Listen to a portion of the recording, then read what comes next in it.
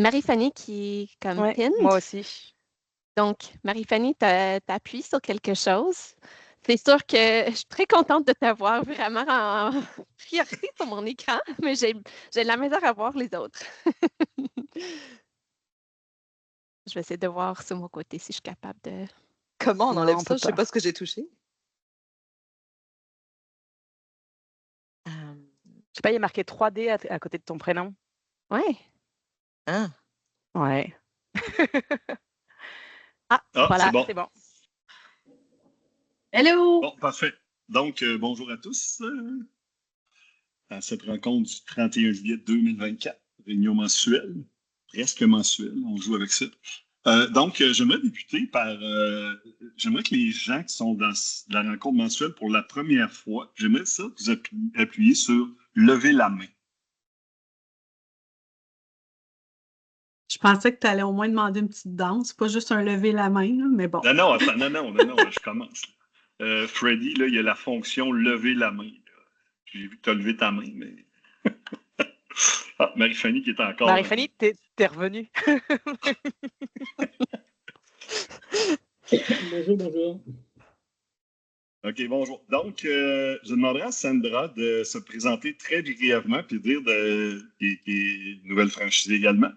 Que tu nous dises t'es quelle franchise, ton nom, puis t'es content d'être avec nous autres.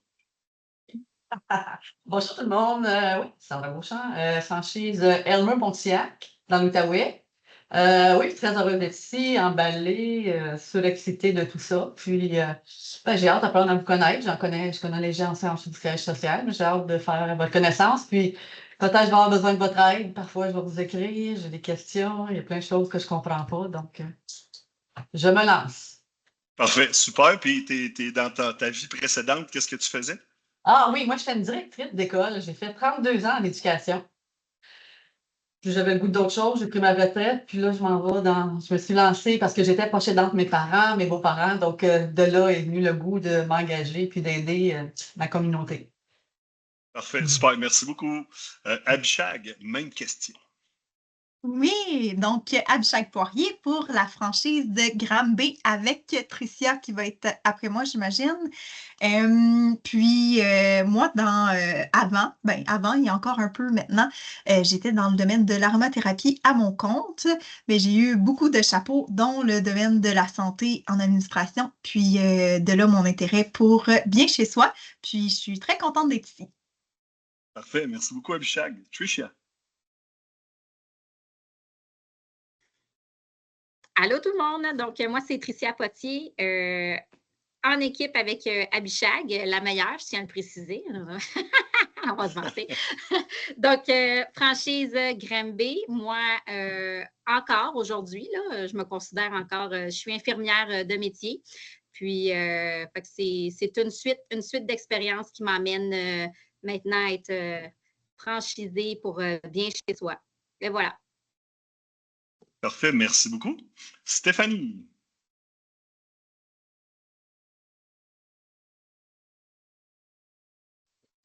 Bonjour, moi c'est Stéphanie Cantave pour la franchise Rivière des Prairies.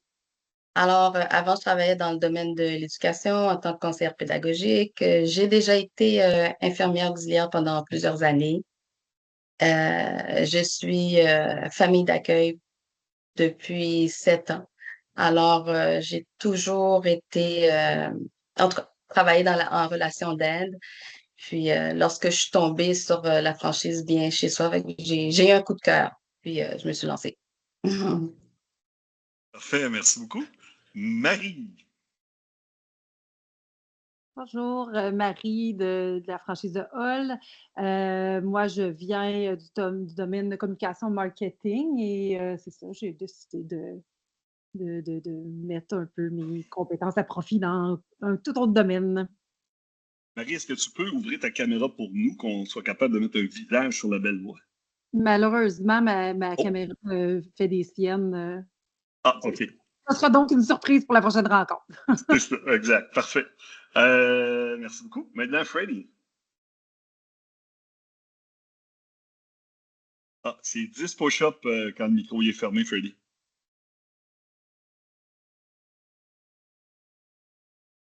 Ah, Freddy, ready. on Rainbow t'entend Shot. pas, t'es sur mute. Désolé. Donc, oui, c'est ça ce que je disais. On est bien chez soi, Laurentide. Je suis dans ce projet-là avec ma conjointe Caroline Joly. Puis, moi, je viens du monde de l'ingénierie en télécommunication depuis 15 ans. Fait que je me lance dans un nouveau projet. Félicitations, bienvenue dans le club. Donc, bon, ben, Merci. merci à nos nouveaux franchisés. Maintenant, je passe la parole à Ashley pour la mise à jour sur notre écosystème. Oui, parfait. Merci énormément. Si, Freddy, tu me permets, je ne vois pas Caroline avec nous sur l'appel, mais comme elle est aussi avec toi, puis il y a un autre visage que les gens vont éventuellement avoir la belle opportunité de connaître. Caroline est aussi infirmière qui rejoint Freddy dans son projet. Donc, on voit comment notre réseau grandit au fil du temps avec des gens qui connaissent justement ce métier. Donc, voilà, la prochaine fois, j'espère que Caroline serait parmi nous. Donc, c'est ça. Aujourd'hui, je suis très excitée de vous partager quelques changements, quelques nouveautés qui s'en viennent par rapport à la Care et l'écosystème technologique.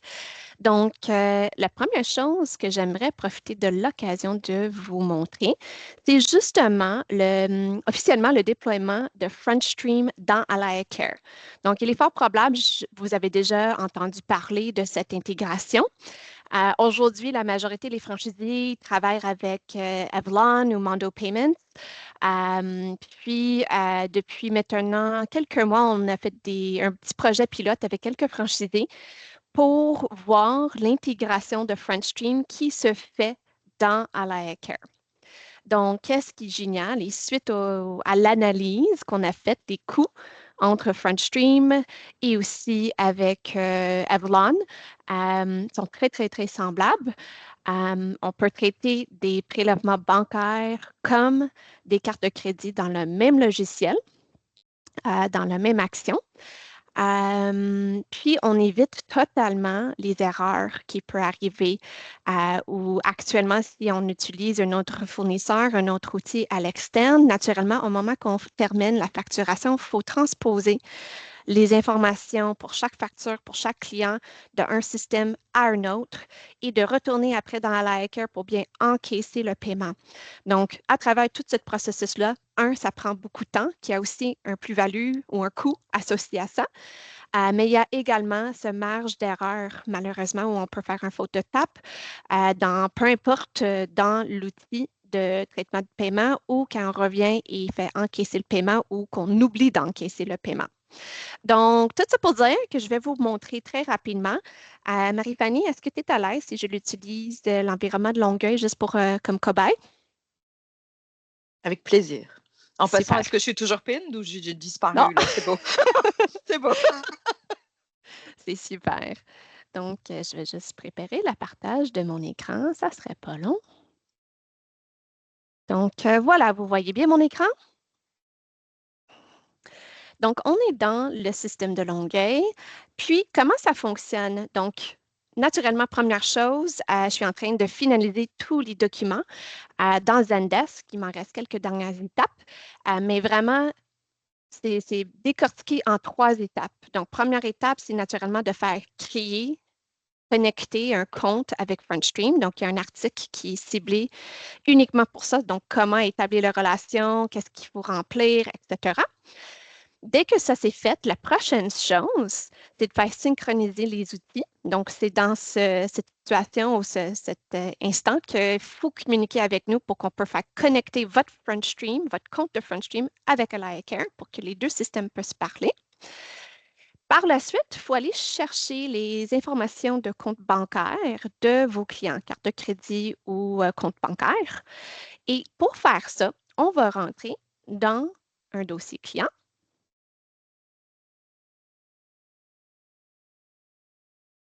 On va pratiquer la patience aujourd'hui. Puis, par la suite, j'aimerais prendre, il y a un client au nom de Gérald. J'aimerais vous montrer comme il n'y a pas encore une méthode de paiement connectée à son compte. Et on va dans l'onglet « Informations du client »,« Contacts », et on voit normalement les contacts attribués au dossier. Et pour ajouter le type de paiement, on va par la suite l'identifier comme un contact de facturation. Dès qu'on fait cocher cette fonctionnalité ici, ça fait ouvrir ce petit bouton de gérer les coordonnées bancaires. Quand je rentre ici, ça me permet d'ajouter maintenant une méthode de paiement. Donc, comme on connaît cette fameuse écran pour n'importe quel autre système qui accepte une carte de crédit, on va remplir le formulaire comme tout autre système et on va le sauvegarder. Naturellement, comme je suis dans staging, il ne me permet pas, mais vous pouvez imaginer que ça va vous laisser justement sauvegarder la carte de crédit dans le dossier. Sinon, je peux aussi configurer un compte bancaire. Donc, pour le faire, il faut sélectionner le pays. Et comme aussi tout autre système, on va ajouter le nom de la personne connectée au compte et insérer l'information qui a été écrite sur le formulaire de DPA de Bien chez soi que chaque client doit signer. Donc, il doit signer le formulaire de DPA si on fait les prélèvements bancaires ou il doit signer notre formulaire de carte de crédit qui se retrouve tous les deux dans Zendesk et aussi attaché aux articles que je suis en train de publier pour tout ce processus de FrontStream avec AlayaCare. Encore quand on a terminé, on va cocher « Oui, c'est bon ». Puis ça va nous permettre aussi après juste de confirmer qu'on donne le consentement prioritaire. On a reçu, je m'excuse, le consentement prioritarisé. Puis après, ça va faire ouvrir une autre fenêtre pour qu'on peut par la suite confirmer quel paiement, quelle méthode de paiement on veut en défaut. On peut ajouter jusqu'à 5 différentes méthodes de paiement dans un dossier. Donc, ça va vous laisser la chance à déterminer c'est laquelle que vous voulez utiliser par défaut dans le système. Donc, voilà, cet exercice est de faire le tour de vos clients et vraiment de s'assurer que chacun de vos clients a été mis à jour. Cette fonctionnalité, naturellement, ne va pas fonctionner pour des clients gouvernementaux, comme exemple, comme les clients gouvernementaux ne vont jamais nous laisser prendre de l'argent de leur compte de banque. Ils vont faire toujours les dépôts directement dans nos comptes à nous. Donc, je ne vous vois pas en tout moment. S'il y a une question, s'il vous plaît, enlevez le micro ou levez la main pour que je le sais qu'il y a une question parce que, comme j'avais dit, je ne vois aucun visage. Par la suite, quand on a fait le tour de ce ajout dans chacun des dossiers de nos clients, on peut à nouveau rentrer dans l'onglet comptabilité. Dans le fond, il ne faut pas oublier, on va créer tous nos factures comme on fait habituellement. Il faut s'assurer que tous vos dossiers clients et leurs factures précédentes ont bien été payés. Parce que quand on rentre dans l'onglet réconciliation, il y a des dossiers ici où c'est des factures que oui, il a été payé, mais je n'ai pas encore fait l'allocation de l'argent. Mais on risque de faire charger à nouveau pour une facture qui a été déjà payée. Donc, attention.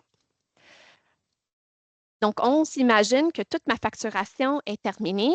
Maintenant, je rentre ici dans cet nouvel onglet « Réconciliation » et on s'assure que c'est filtré par « Envoyer ». Et c'est aussi simple de cliquer ici sur le bouton.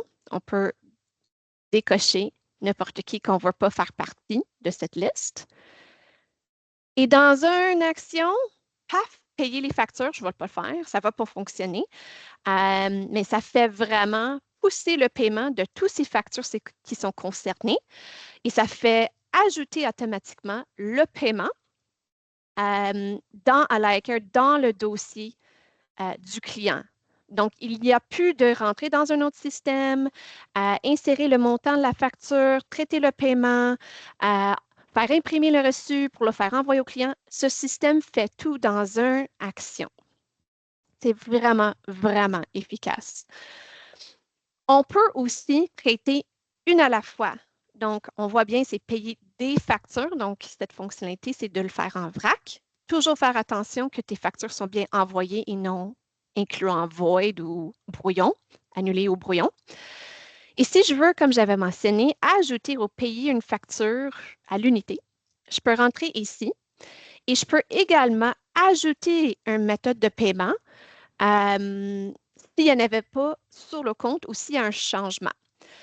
Qu'est-ce qui est intéressant, c'est quand on remplit cette section ici, ça nous demande si ce n'est pas déjà enregistré dans le compte, si on aimerait sauvegarder, justement est écrit ici, sauvegarder dans mon compte pour usage ultérieur. Donc, encore, il y a quand même une bonne intelligence qui a été appliquée lors de la conception de cette fonctionnalité. Et comme quand c'est tout rempli, peu importe, carte de crédit, compte bancaire, et on fait payer maintenant, ça fait la même chose, mais comme j'ai dit, à l'unité seulement. Donc, ça fait le traitement. Maintenant, super, j'ai fait pousser toutes mes factures. Comment je sais que tout a fonctionné comme il faut? Les bonnes nouvelles, c'est qu'il y a un journal de paiement. Donc, quand je rentre ici, je vois justement tous mes paiements qui ont été traités. Puis, je peux filtrer aussi si jamais j'ai besoin de voir des paiements par client. Je peux filtrer par statut. Je peux filtrer dans une phase une période de date. Donc, vous pouvez voir dans un capture d'écran tous les paiements qui ont été passés, traités. On voit que, justement, celui, comme exemple, est toujours en attente. Je vais l'utiliser, cette opportunité de juste mentionner des transactions de carte de crédit sont quand même assez instantanées. C'est normal. Par contre, les demandes qui sont envoyées en prélèvement bancaire. Donc, derrière la machine, il y a un passerelle de paiement qui fait un batch action à chaque minuit pour prendre tous les demandes et le faire envoyer. Ça, tout ce processus, après qu'il fait envoyer, ça fait communiquer avec la banque de notre client et ça peut prendre jusqu'à 4 jours avant qu'on reçoive l'argent et la confirmation que tout a été déposé comme il faut. Donc, en moyenne, c'est 2, entre 2 et 3, mais ça peut prendre jusqu'à 4 selon le banque utilisé par notre client. Par la suite, on voit aussi les reçus. Donc, juste ici, si je clique là-dessus, ça va vous donner un aperçu de quoi ça ressemble. Encore, je vais pratiquer ma patience aujourd'hui. Je vois que ça tourne. Donc, voilà. Je vais juste apporter à votre attention, on est conscient, il y a un petit problème de mise en page ici. C'est déjà logué dans le prochain déploiement de mise à jour. Puis, il y a aussi un petit coquille où le reçu est bien configuré pour être envoyé en français. Sauf, il en reste le petit mot Bank Account ici qui n'a pas été traduit. Donc, ces deux choses-là ont été déjà apportées à l'attention de AlahaCare et déjà en processus d'être réglé. Naturellement, cet envoi de reçu va fonctionner comme les envois de courriel quand on reçoit cette fameuse courriel de AlahaCare aujourd'hui pour faire débloquer ou pour faire autoriser AWS, Amazon Web Services, pour, au nom de nous, bien chez soi, envoyer des factures de AlahaCare. Hop, je ne voulais pas faire ça. Je m'excuse. Donc, pendant que je fais ramener le staging, je vais expliquer aussi. Au moment qu'il y a une facture qui a été rejetée, un paiement qui a été rejeté, on reçoit justement des alertes par courriel de FrontStream de AgroFire. On voit dans notre tableau de bord des tâches aussi. Donc, c'est dans l'onglet des tâches, si ça a été rejeté. Puis, dans notre journal de paiement, on peut voir aussi, je ne sais pas si j'en ai, état. Je ne le vois pas rapidement. Marie-Fanny ou Benoît, voyez-vous? Ou c'est moi? Donc, peu importe, on voit quand même l'état ici. Normalement.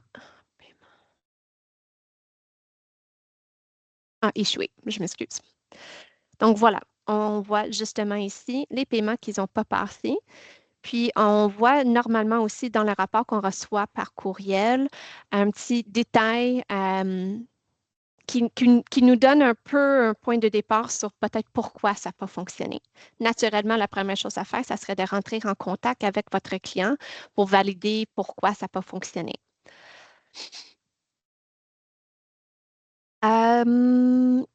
Encore, Marie-Fanny, Benoît, avez-vous d'autres commentaires à apporter que j'ai peut-être ratés sur le processus ou des petites astuces qui a rendu justement le processus vraiment encore plus utile ou efficace?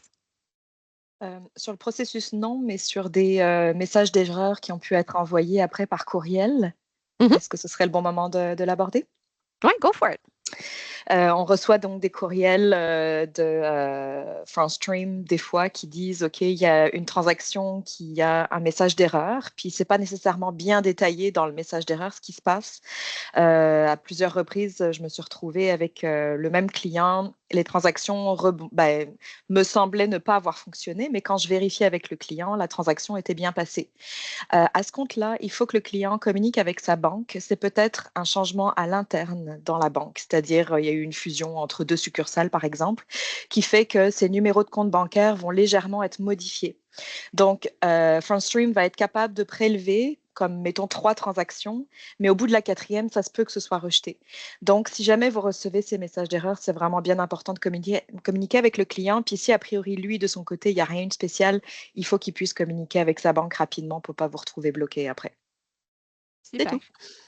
Merci. On va s'assurer que cet exemple est aussi documenté dans notre Zendesk si jamais ça arrive à nouveau pour quelqu'un d'autre. Benoît, est-ce que tu avais d'autres commentaires additionnels que tu voulais partager? Non, rien de spécial. J'ai pas eu. Les seuls problèmes que j'ai eu, moi, c'est des infos bancaires qui étaient incorrectes, qui ont. Ça fait que le paiement n'a pas passé, là, mais j'ai pas vraiment eu d'autres situations, là, à part le fait que c'est super rapide et efficace. Là. Un coup, c'est en place, c'est merveilleux. C'est tout. Parfait. Génial. Je vais juste arrêter mon partage d'écran temporairement pour que je puisse voir. Donc, voilà. Les prochaines étapes, naturellement, c'est si vous avez envie de faire ce transfert. Première chose à savoir, votre contrat avec Mondo Payments, c'est un contrat qui a vraiment c'est quand même un contrat non fermé. Donc, il demande un 30 jours de préavis pour fermer notre compte avec eux sans pénalité, sans rien d'autre. Donc, c'est assez facile. C'est au moment que vous êtes prêt à faire ce transfert. Dans ce même moment, au moment que vous voulez se transférer à FrontStream, c'est aussi simple de nous avertir pour qu'on peut vous aider dans ce transfert, démarrer les communications avec l'équipe de FrontStream. Puis, comme j'avais dit, tous les articles, il y a 3 à date qui vont être publiés dans Zendesk. Il y en a quelques-uns qui sont déjà là. Puis, d'ici demain, fin de journée, le reste va être mis à jour. Est-ce qu'il y a des questions sur tout ça? Oui, Valérie? Oui, alors si j'ai bien compris, parce que pour moi ça c'est nouveau, mais si j'ai bien compris, aujourd'hui, moi j'ai affaire avec une institution financière pour les paiements par carte de crédit, c'est Chase. Et puis pour les prélèvements bancaires, ben, je passe à travers ma banque, ça s'appelle Scotia Connect. Donc, donc, ce que je comprends, c'est que FrontStream, je ne vais plus avoir besoin de ces deux sites et comptes-là. Alors, c'est quoi je veux comparer les frais, là, maintenant, les frais de FrontStream à comparer à, finalement, à ces deux-là. C'est disponible quelque part? À fond, tu peux faire l'analyse avec notre contact chez FrontStream. Je peux dire avec l'analyse qu'on a faite avec les différents succursales en mode projet pilote, on voyait un coût d'environ 60 $ par mois de différence. Et honnêtement, le temps qu'on sauve par semaine vaut encore, Benoît, Marie-Fanny, corrige-moi si je me trompe, mais ça vaut vraiment 60 $, sinon plus. Donc, sentez-vous à l'aise si vous avez des commentaires à ce propos, mais sur ce... Il y a l'erreur humaine aussi qui est évitée en faisant toutes les transactions l'une à la fois, les montants manuels, tout ça, mais Il y en a eu des erreurs, puis il y en aura toujours, mais alors de cette façon-là, c'est à peu près impossible. Donc, c'est juste pour ça, là, c'est très efficace. Oui, absolument. Un autre élément aussi sur ce point, Benoît, la façon qu'on fonctionne aujourd'hui avant FrontStream, au moment que j'ai besoin de rembourser un client, c'est un peu plus complexe, surtout s'ils font des prélèvements bancaires. Donc, qu'est-ce qui est le fun? C'est dans FrontStream, je peux faire, dès que j'annule une facture qui a été payée par FrontStream, l'argent est automatiquement renversé dans le compte de banque au client. Donc, ça me permet de plus facilement gérer justement mes ajustements, mes remboursements, sans être obligé de faire envoyer un chèque ou de faire envoyer un virement bancaire ou peu importe. Donc, c'était quand même très bien fait. Puis aussi, quand l'envoi pour faire le paiement est rejeté, Alacare fait renverser aussi tous les processus pour que la facture revienne en solde. Donc, c'est vraiment bien pensé, bien fait. Ça répond à ta question? Oui, go Serge. Oui, autre élément, là, quand tu parles de 60 $, c'est pour des franchisés qui ont quand même un volume relativement important. C'est-à-dire que si il faut rendre ça relatif à la grosseur de votre équipe là, ou de votre nombre de clients. Si vous avez 50, 60, 70 clients, mettons, mais ça va ressembler à ça, 60, 70 $. Mais il faut faire la proportion en fonction du nombre de clients que vous avez. Là. Donc, ça devient, à un moment donné, marginal par rapport au temps que vous sauvez. Là. La différence de coût ne devrait même pas être un facteur. Là. Puis aussi, dans le fond, la majorité des coûts sont aussi attribués aux cartes de crédit. Il n'y a pas de frais supplémentaires pour faire traiter des virements bancaires, ou pas les virements bancaires, mais les débits autorisés, les prélèvements bancaires, merci. Donc, ça, c'est aussi intéressant si vous avez déjà une base de clients qui payent majoritairement par prélèvement bancaire, mais encore, ça va vous coûter moins cher. D'autres questions avant que je continue au prochain sujet? Je vois aucun main levé, donc je vais assumer que tout est beau. Super! Prochain sujet pour moi, c'est une nouvelle fonctionnalité qui vient d'être activée dans Alacare. Donc, ça se peut que vous avez déjà remarqué que ça existe. Donc, Bien chez soi fait partie d'un projet pilote encore avec Alacare pour l'intelligence artificielle. Et cette fois-ci, qu'est-ce qu'on fait? C'est, dans le fond, ça a déjà été écrit, mais là, on est en mode de profiner et vraiment pousser cet outil pour le marché en Amérique du Nord. Donc, ça se peut que vous avez déjà entendu parler, suite aux Better Outcomes de l'année passée, qu'il y a 3 fonctionnalités vraiment intéressantes qui s'en viennent dans Alacare. Donc, il y a l'outil de Layla, qui est un robot comme Siri, qui nous permet de parler à notre application, qui nous répète certaines informations, qui répond à nos questions. Il y a aussi l'outil de Notable qui fait rassembler les notes et attacher des tags ou des mots-clés qui fait résumer et regrouper les notes qui sont arrivées lors des visites de chez nos clients. Et troisième, c'est vraiment l'analyse des risques. Donc, je vais vous montrer de quoi ça ressemble. Puis comme on a vraiment un accès privilégié à cause qu'on fait partie de ce projet pilote, c'est une fonctionnalité qui n'est pas offerte à d'autres clients, sauf ceux qui font partie dans ce projet avec moi, puis à un autre client en Ontario. Donc, je vous partage ça vraiment juste pour vous donner un insider scoop et vous inviter à jouer dans la plateforme, jouer avec les données et nous porter aussi vos commentaires. Donc, comme on est dans bêta, si vous avez des commentaires, les mots que ça fait sortir, peu importe, sont vraiment pas pertinents ou mal enlignés, c'est critique qu'on reçoive vos commentaires là-dessus. On est en mode développement. Donc, c'est le temps. Donc, without further ado, je vais vous montrer de quoi ça ressemble. Je vais partager mon écran, ça ne serait pas long. All right. Donc, voilà, on est dans notre Alacare, dans l'onglet client. Et déjà dans la liste de clients, on voit le premier indicateur de cette fameuse outil de risque.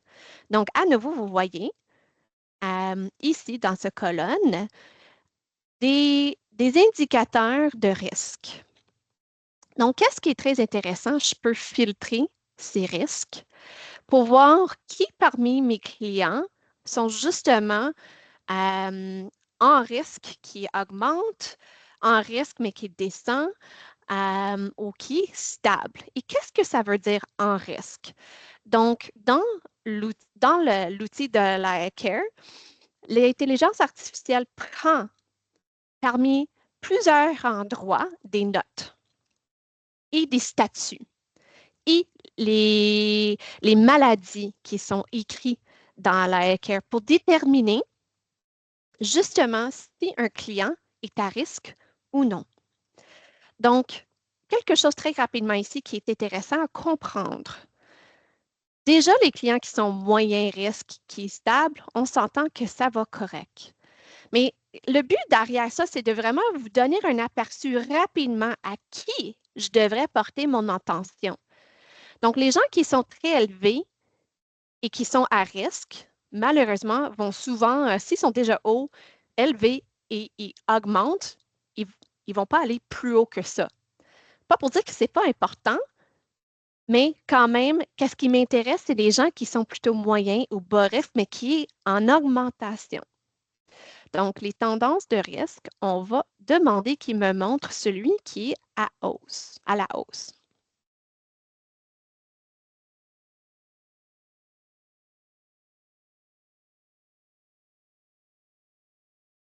Donc, parmi les clients qui sont actuellement dans le logiciel de Longueuil, on voit un exemple.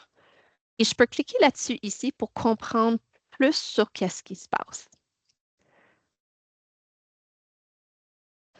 Donc, pour la cliente Yolande, on le voit ici. Est-ce qu'il y a eu grand-chose? Intéressant. Pour moi, je vois encore pas grand-chose, mais c'est peut-être pas une bonne exemple. Je veux vous montrer ici Gerald. Donc, il est modéré, puis il est stable, mais vous le voyez ici, des différents indicateurs. Donc, on voit dans le tableau ici, hospitalisation, chute, douleur, autres. Donc, quand on note dans le dossier de notre client, dans les notes, dans le journal de bord, dans le client notes, il a changé de statut, donc il était mis en suspens à cause d'une hospitalisation. On est capable de voir dans un tableau ici. Et si je descends, justement, on voit des détails. Donc, lors de la visite du 22 juillet, il y a eu un événement important détecté qui était justement qu'il y a eu écrit dans les notes une hospitalisation. Je ne peux jamais dire ce mot, une hospitalisation. Je suis désolée. Si je clique là-dessus ici, on peut voir justement les détails de qu'est-ce qui a été noté et par qui. Donc, le plus qu'un système contient des notes, naturellement, le plus important, ça va nous donner un meilleur portrait du santé de notre client. Puis le but ultime, c'est de voir comment est-ce qu'on peut utiliser ça pour montrer à nos clients de manière proactive comment éviter des chutes ou comment éviter que quelqu'un se rend à l'hôpital avec des choses plus sévères. Je vais juste voir si rapidement, juste pour cet exemple. Dans le premier cas d'étude qu'ils ont fait avec un fournisseur aux États-Unis, ils ont réussi de détecter 80% des accidents qui s'est produits. Donc, c'est quand même hyper puissant comme base de données. C'est sûr, je vous montre rapide comment ça fonctionne. Puis, on peut dépenser 1 heure tout seul sur ça, mais je veux juste vous montrer, puis ceux qui ont un intérêt d'explorer ça davantage, je vous invite à me laisser savoir, puis ça me fait plaisir de prendre un petit peu plus de temps avec vous pour rentrer plus en détail. Voici un bon exemple à mon écran. Justement, on a un client ici d'achèvement des visites et des activités de la vie quotidienne. Donc, on a un client, on va voir qu'est-ce que ça donne. Puis aussi, ça se peut, il vient d'ajouter le module de traduction pour faire traduire tout ça. Donc, si jamais il y a des traductions qui ne font aucun sens, s'il vous plaît, de nous avertir aussi. C'est une annulation, c'est des annulations. Donc, même des annulations peuvent porter attention. Juste voir. Une petite dernière chose.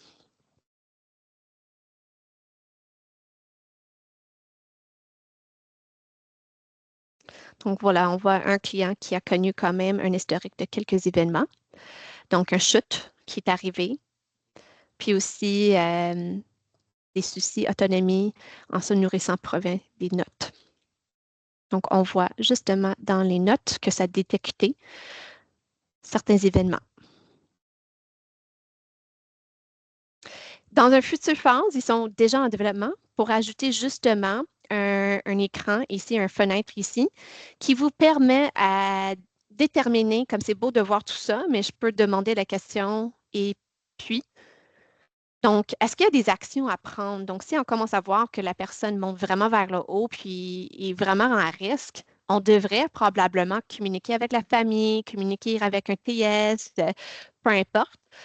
Donc, on va avoir justement une petite fonctionnalité qui s'ajouterait ici où on peut documenter qu'est-ce qui a été fait suite à justement cette analyse. Je vais maintenant juste retourner à l'outil de Notable, qui est le dernier.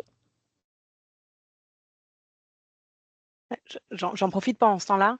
Il faut bien que toutes les notes soient bien rédigées pour que ça soit... Parce que je me rappelle, Ashley, on avait regardé en fait justement les tendances de risque pour un client et on voyait que les tendances de risque étaient à la hausse. Et en fait, en analysant les notes, on s'était rendu compte que la bienveillante dans la note avait dit qu'elle-même, en fait, elle devait annuler son quart de travail parce qu'elle se sentait pas bien. Et donc, il faut bien en fait que les bienveillants utilisent les notes pour que ce soit des notes pour le client, sur l'état de santé du client et pas sur leur état de santé à eux-mêmes, et qu'ils utilisent d'autres canaux en fait de communication pour vous communiquer le fait que eux ne se sentent pas bien et qu'ils doivent annuler leur quart. Sinon, le système va pas forcément va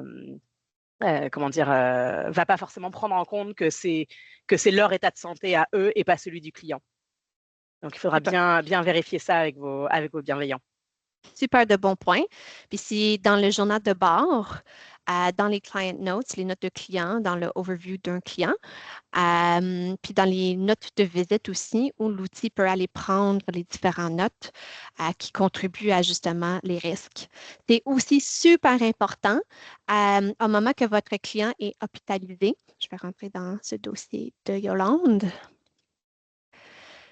Il y a 2 endroits où on peut documenter qu'elle a été hospitalisée. Donc, on peut bien rentrer ici et le faire comme ça. Où on devrait toujours passer par ici, peu importe si la personne a des services en suspens. On peut également, dans ces informations historiques médicales, donc si justement on ajoute un nouveau client, puis on apprend qu'il a été récemment hospitalisé, c'est quand même important pour nous à savoir et on peut l'ajouter ici. Donc, hospitalisation récente et on l'ajoute ici, puis ça va contribuer et quand même influencer à l'outil des risques. Pareil pour l'historique médical. Donc, si vous le saviez que c'est quelqu'un avec la diabète, des problèmes de cœur, etc., toutes ces choses-là vont influencer notre outil de risque. Parfait. Maintenant, je reviens ici aux fonctionnalités de Notable. Donc, Notable, c'est un outil qui fait rassembler dans un endroit toutes les notes qui sont le plus important. Donc, naturellement, auparavant, nos notes, surtout le journal de bord, c'était un endroit de notes où on a des notes qui peuvent être communiquées, de l'information sur la journée, que ça a été comme à tous les jours. On prend pas le temps, on n'a pas le temps de lire tout ce qui a été fait lors d'une visite. Mais qu'est-ce qui est dommage là-dedans, par contre, c'est que des fois, il y a des petits morceaux d'information qui est très, très, très important et pertinent. Donc, qu'est-ce qu'on peut faire? C'est de l'utiliser, cette fonctionnalité de Notable, qui d'ailleurs va fournir Layla, le robot chatbot, qui va être offert aussi aux bienveillants sur le terrain plus tard. Donc ici, on peut juste rapidement type de note. Ici, préoccupation. Je vais sélectionner tous les différentes préoccupations. Ici, il y en a qui vous manquent. Vous pouvez juste nous informer, puis on pourrait en ajouter. Mais justement, comme exemple, ça me donne un aperçu très rapidement sur qu'est-ce qui se passe dans mon équipe. Là, j'ai pris tout notre réseau, donc il y a plein de choses. Mais comme exemple, Madame Denise a refusé du service. Donc encore, il faut faire attention, prendre le temps de lire si on voit que les mots qui ont été sélectionnés n'ont rien rapport avec ce qui est écrit. Dis-nous, s'il vous plaît, écris-nous un billet. Mais voilà, c'est vraiment fait pour vous donner une meilleure idée sur qu'est-ce qui se passe. On voit le type de note qui a été écrit et qui l'a écrit. Donc, si on rentre dans le dossier, on peut voir plus sur qu'est-ce qui a été fait. Excuse-moi, Ashley, je suis sincèrement désolée, je te fais répéter, mais est-ce qu'on parle ici de ce qui va remplacer la note d'évolution? Ça ne va pas remplacer. C'est juste, ça va nourrir. OK. Les notes d'évolution fournissent justement ces notes ici. Donc, un progress note, c'est une note d'évolution. Donc, comme exemple, si je rentre dans le dossier à Florence, puis je rentre dans les notes d'évolution, je vais trouver ce note-là qui est écrit par Lynn. Donc, je trouve ça aussi intéressant quand on forme nos bienveillants pour qu'ils comprennent, qu'ils sachent que justement les notes qui écrivent servent à quelque chose d'important. Parce que non seulement est-ce qu'on va être en mesure de voir rapidement ce qui est important à voir, mais ça va aussi nourrir le tableau qu'on a vu tantôt. Donc, les petites douleurs potentielles vont s'ajouter sur le tableau dans les risques. Il va être en mesure de nous permettre à soulever justement s'il y a une raison pour laquelle on doit être proactif envers la santé de notre client. Oui, Isabelle, je vois ta main levée. Oui, est-ce qu'il va y avoir éventuellement un gabarit qui va être mis pour les notes d'évolution pour que les gens sachent vraiment comment bien remplir ce qui est important à retenir? Donc, je suis très consciente. Merci d'avoir partagé justement ce point. Et j'ai encore toujours ta recommandation que tu as nous partager pour aider les bienveillants. Donc, ce que je suis en train de vous montrer n'a rien à voir avec nécessairement comment on va former nos bienveillants, mais la totalité de comment on utilise la Care de A à Z, on va devoir refaire. Et surtout, quand il y a certaines fonctionnalités comme ça aide énormément aux bienveillants de comprendre leur contribution et le travail qu'ils font et qu'est-ce que ça porte et pourquoi qu'ils le font. Ça va toucher à l'engagement de l'utilisation de la plateforme. Donc, rapidement, le projet tant que tel ne touche pas aux formations par rapport des notes. Ça, c'est quelque chose qu'on aborderait dans un projet interne chez Bien Chez Soi qu'on prévoit dans le futur pour thème.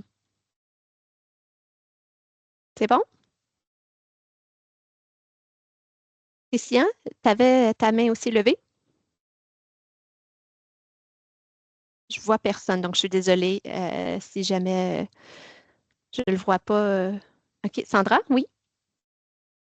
Dans les notes évolutives, est-ce que ça peut être positif aussi? Donc, est-ce que ma bienveillante peut aussi écrire des commentaires de choses de base qu'elle fait ou c'est surtout des défis? Je vais confirmer de ma compréhension de mémoire, ça va dans les deux sens.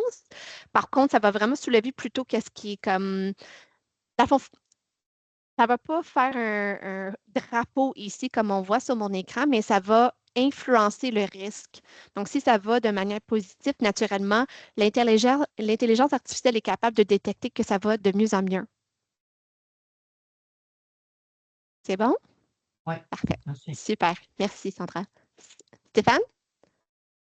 Oui, j'ai juste une petite question. Est-ce que c'est possible de télécharger tous les commentaires sur un seul document? Je dis ça parce que j'ai un client et il est un peu agressif la nuit et tout. À chaque fois, je fais des résumés. Je dois chercher tous les commentaires un par un. Il y a un Ma moyen récom- d'uploader tout ça en un seul document. faut que j'analyse. Ma recommandation, ça serait d'ouvrir un petit billet pour qu'on peut analyser légalement, qu'est-ce qu'on peut faire ou pas faire. Donc, je veux juste être sûr qu'on est bien protégé avant de te lancer une réponse comme ça sans vraiment saisir la situation totalement.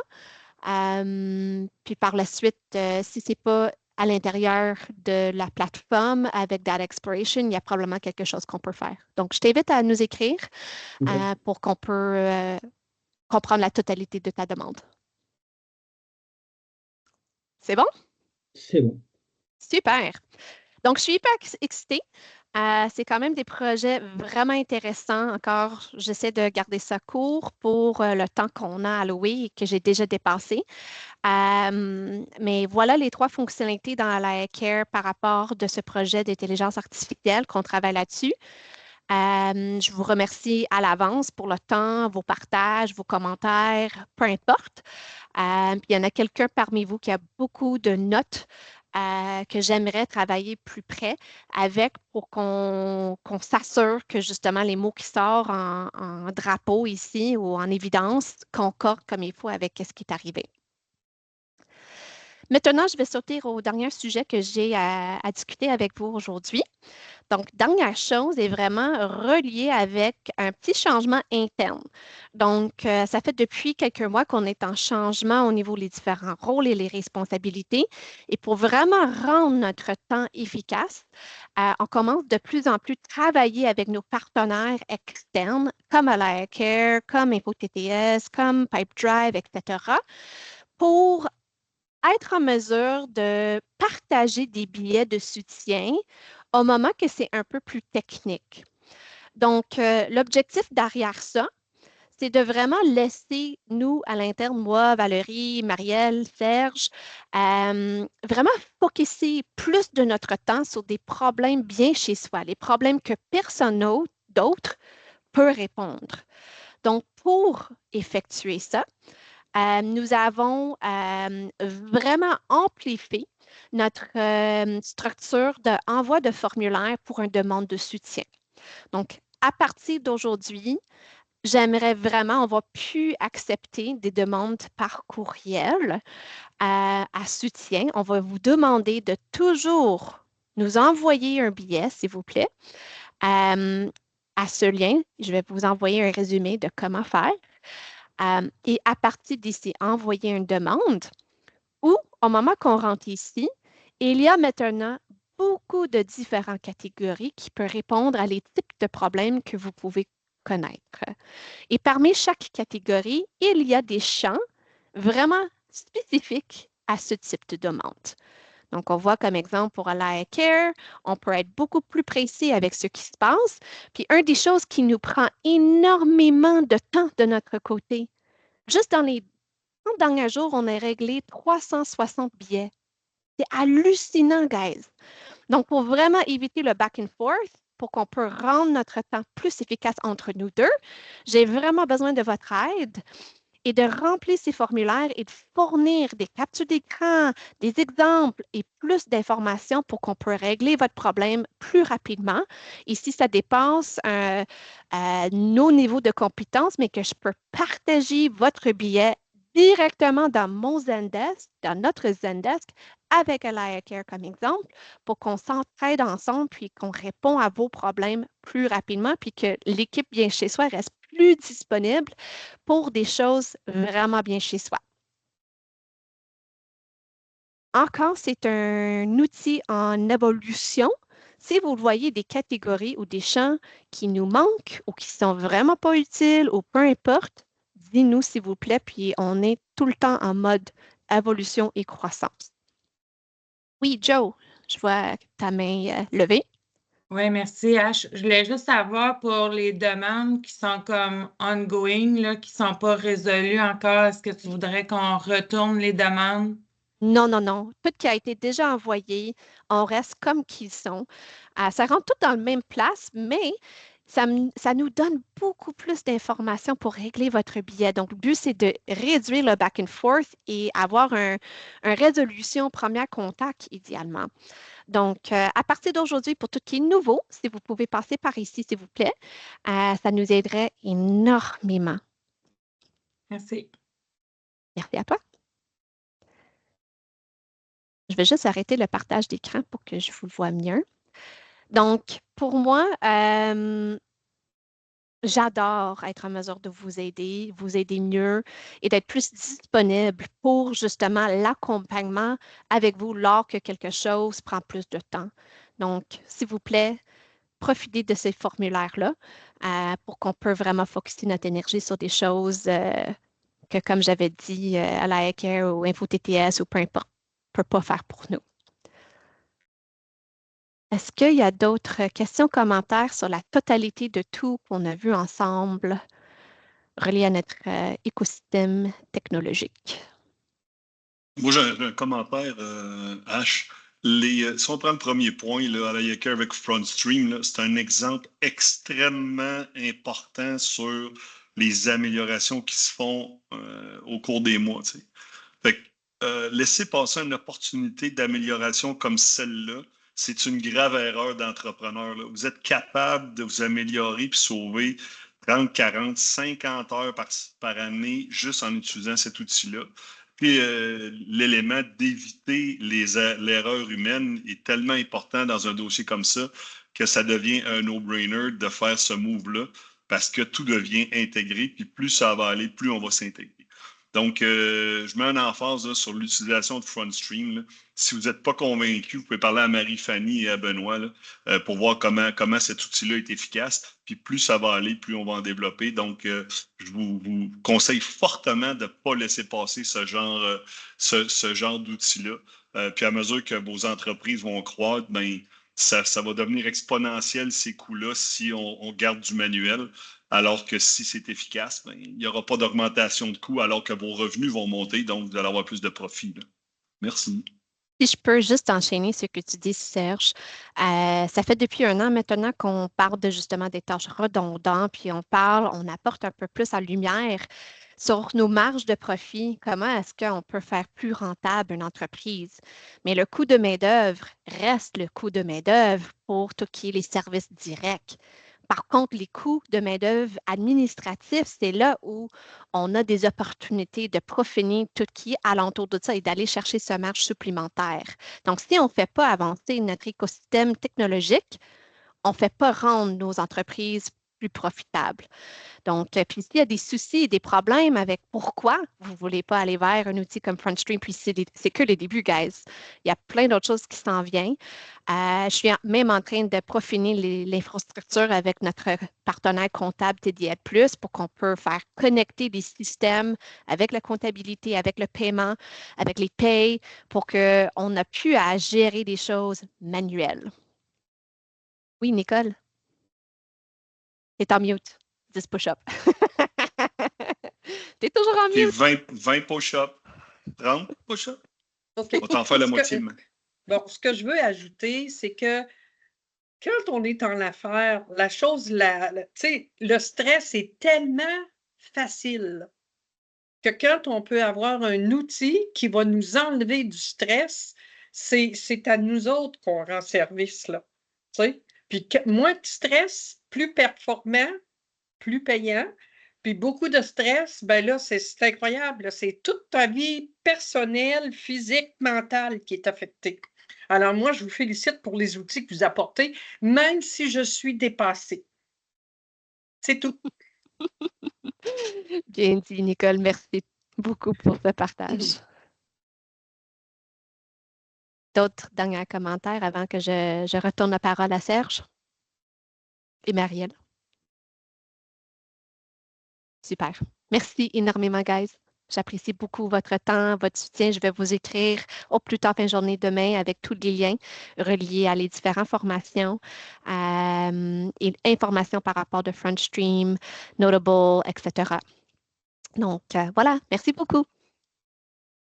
Merci beaucoup, Ashley. Excellent, excellent, excellent. Beau travail, beaucoup, beaucoup de travail. Donc, félicitations. Bon, donc, mise à jour générale, là, point A, demande de coaching et convention d'actionnaire. Je mets ces deux points-là ensemble parce que il y a des franchisés qui me demandent du soutien, puis on le fait, puis on avance. Puis il y en a d'autres avec qui j'ai pratiquement jamais parlé. Puis jamais, moi, je vais vous courir après pour coacher. Par contre, ne vous gênez pas pour venir vers moi. Parce que dans le fond, ma présence ici, vous la payez dans c'est comme si vous avez un consultant qui vous est fourni par le franchiseur. Fait que je vous conseille fortement de m'utiliser. Parce que il y a beaucoup de cas où assez facilement on peut régler et améliorer des situations là, qui pourraient être en train de déraper. On essaie de voir ce qui se passe à travers nos outils, mais souvent il y a des situations on peut ne pas voir. Donc, je vous invite fortement à venir vers moi. Puis, en même temps, j'en profite pour parler convention d'actionnaire.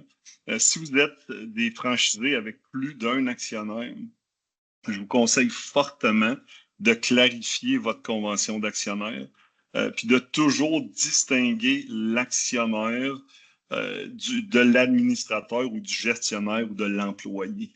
Vous êtes tous, ceux qui sont ici, vous êtes actionnaires, mais en même temps, vous êtes employés. Puis il faut apprendre à distinguer ces deux éléments-là. Puis en le faisant, c'est sûr qu'en ayant une convention d'actionnaire claire, ça va vous aider à mieux comprendre ça. Donc, si vous avez des questions ou vous voulez parler avec moi par rapport à une convention d'actionnaire ou distinguer c'est quoi la différence entre un employé et un actionnaire, il faut absolument éviter de mélanger ces deux concepts-là. C'est que si vous avez des questions, gênez-vous pas pour venir vers moi. Oui, Cathy, question? Une commotion d'actionnaires? Convention. Ah! Hey, j'étais là, ça, j'ai vraiment jamais entendu parler de ça. Mais une commotion d'actionnaires, ça s'est déjà vu, mais pas dans bien chez soi. Non, on veut pas, non. Je t'adore.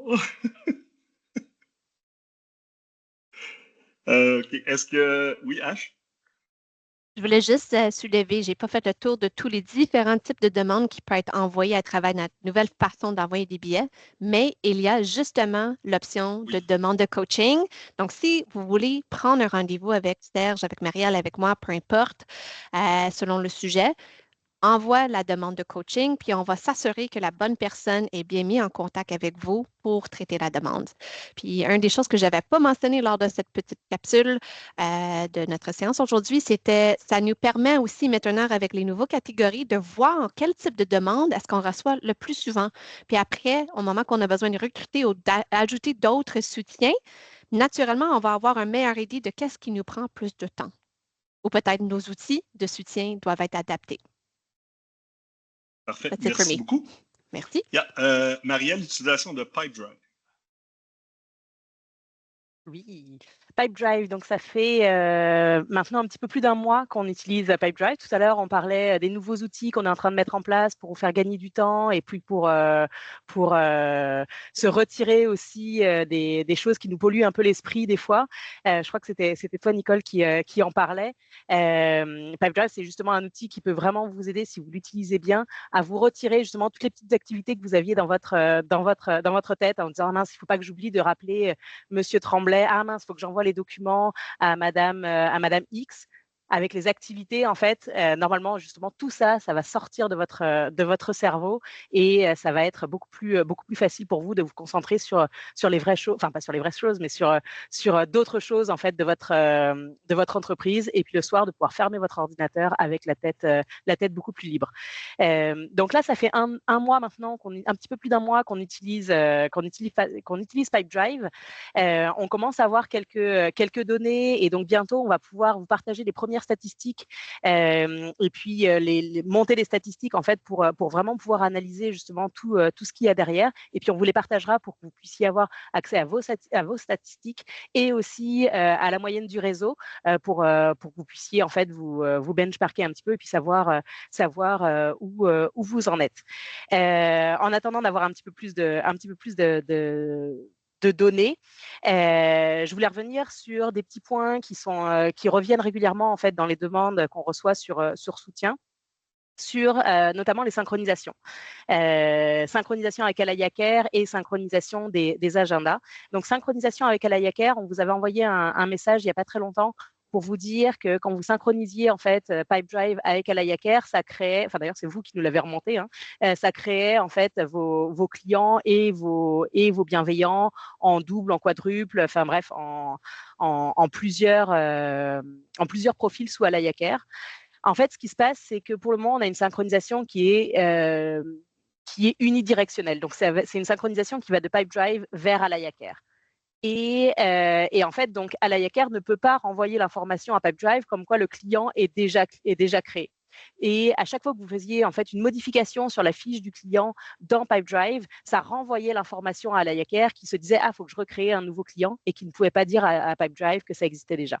Donc, en attendant qu'on ait une synchronisation bidirectionnelle, et puis c'est là où on veut aller en fait dans les prochaines semaines ou les prochains mois, ce qui permettrait d'avoir bien plus d'interactions en fait entre Alayaker et Pipedrive, on a décidé de limiter la synchronisation à une seule synchronisation par client ou par candidat. Donc, ça veut dire que maintenant, vous pouvez synchroniser entre Pipedrive et Alayaker, mais quand vous allez le synchroniser, vous ne pouvez le faire qu'une seule fois.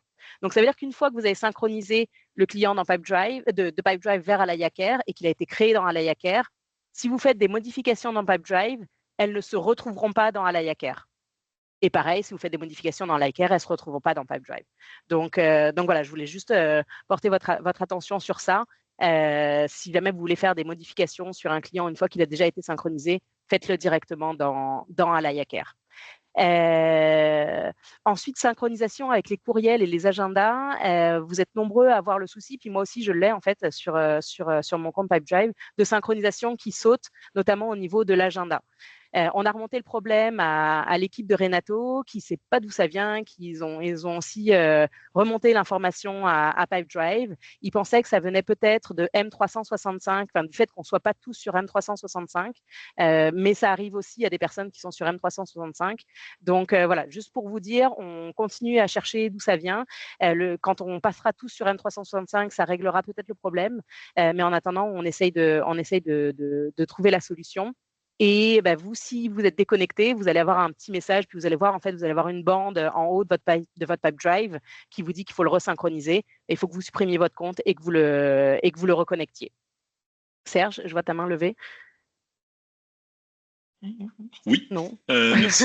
Oui. Élément, là, tu sais, dans BI, là, temps pour répondre aux clients, les leads qui rentrent ou les prospects qui rentrent dans Pipedrive, ça, là, c'est extra. Le coût d'une entrée dans Pipedrive, là, ça coûte cher parce que si on regarde tout ce que vous payez, tous les outils, puis toutes les solutions qui font en sorte qu'il rentre un lead, quand ça rentre dans Pipedrive, là, le temps de réponse est capital. C'est pas 24 heures, 36 heures, 48 heures. Il faut que ce soit fait dans les heures qui suivent. Ça doit devenir une priorité parce que le client est là et il est en train de chercher des services. Si les services sont pas, vous ne répondez pas à ce client-là, lui, il continue sa recherche. Là. Avec ce qui se passe aujourd'hui, ils vont toujours continuer à chercher jusqu'à temps qu'il y ait une réponse. Donc, s'il vous plaît, le plus rapidement possible, où vous répondez à ces demandes-là, puis vous vous activez, le plus rapidement, ça va se closer.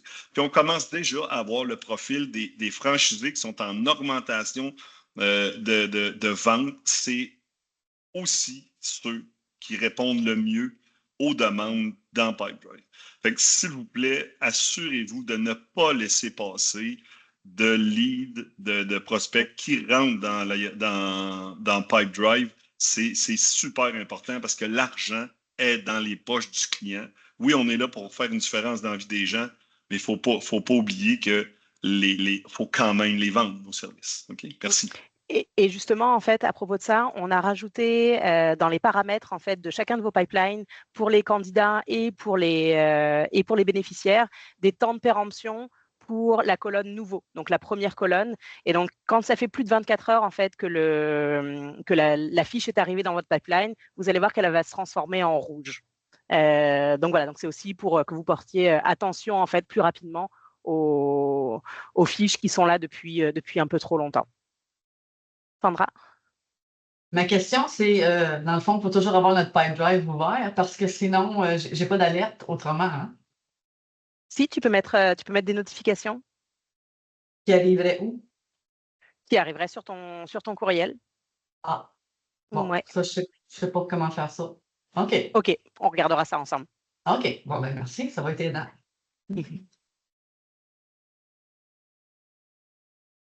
Oui, Annick? J'avais une question par rapport à, je le mets dans gagné et perdu après combien de tentatives? Mettons, j'ai appelé, j'ai pas eu de retour, j'ai rappelé, j'ai pas eu de retour, j'ai envoyé un mail. Après combien de temps je le fais disparaître? C'est une bonne question. Et puis justement, on en discutait hier avec Serge et Ashley parce qu'on regardait justement les statistiques et puis on se rend compte que certaines franchises vont les mettre en perdu assez rapidement et puis d'autres vont attendre plus longtemps. Et donc, c'est vrai qu'après, ça peut se modifier. Je vous avoue qu'on n'a pas statué sur quel serait le bon délai. Moi, je dirais que si, par exemple, tu les as relancés 2 fois et qu'il n'y a pas eu de retour, tu peux les mettre en perdu, puis ça t'évite en fait de les laisser en fait sur ton pipeline et puis de polluer en fait ton pipeline. Si jamais il te rappelle ou si jamais il te renvoie un courriel, la fiche n'est pas perdue. Vous ne pouvez supprimer aucune fiche en fait dans Pipedrive. Vous pouvez juste les mettre en perdu ou en gagné, mais tout reste en fait toutes les informations restent dans Pipedrive. Donc tu peux toujours réouvrir une fiche, qu'elle soit gagnée ou qu'elle soit perdue. Ashley? C'est où que je peux trouver quand je l'ai mis perdu ou gagné parce que j'essaie de me familiariser, puis là, je ne sais plus ils sont où. Oui, alors en fait, tu as une barre dans ton pipeline. En haut, tu as une petite barre de recherche avec marqué rechercher avec une petite loupe. Tu peux écrire le nom de ton client et en fait, là, tu vas trouver ton client et tu peux rouvrir la fiche directement. Et après, tu verras qu'en haut à droite, si tu l'as mis en perdu, il y aura marqué perdu en rouge et juste à côté, il y a un petit carré avec marqué rouvrir. Et là, tu peux rouvrir et il va revenir directement dans ton pipeline. Okay, si tu veux, on pourra se reprendre tu pourras passer dans Zendesk et faire une demande de soutien pour un coaching Pipedrive si tu veux. Fait que dans le fond, tu me suggères là, qu'après 2, 3, je les enlève parce que là, je ne savais pas. Fait que là, j'en ai quand même beaucoup que j'attends des documents aussi. J'attends-tu en tout cas, c'est tout. Il y a des fois un peu stand-by longtemps, là. Ouais, après, ça dépend si la personne te dit que de toute façon, tu vois, on est fin juillet et puis les services, c'est pour le mois d'octobre.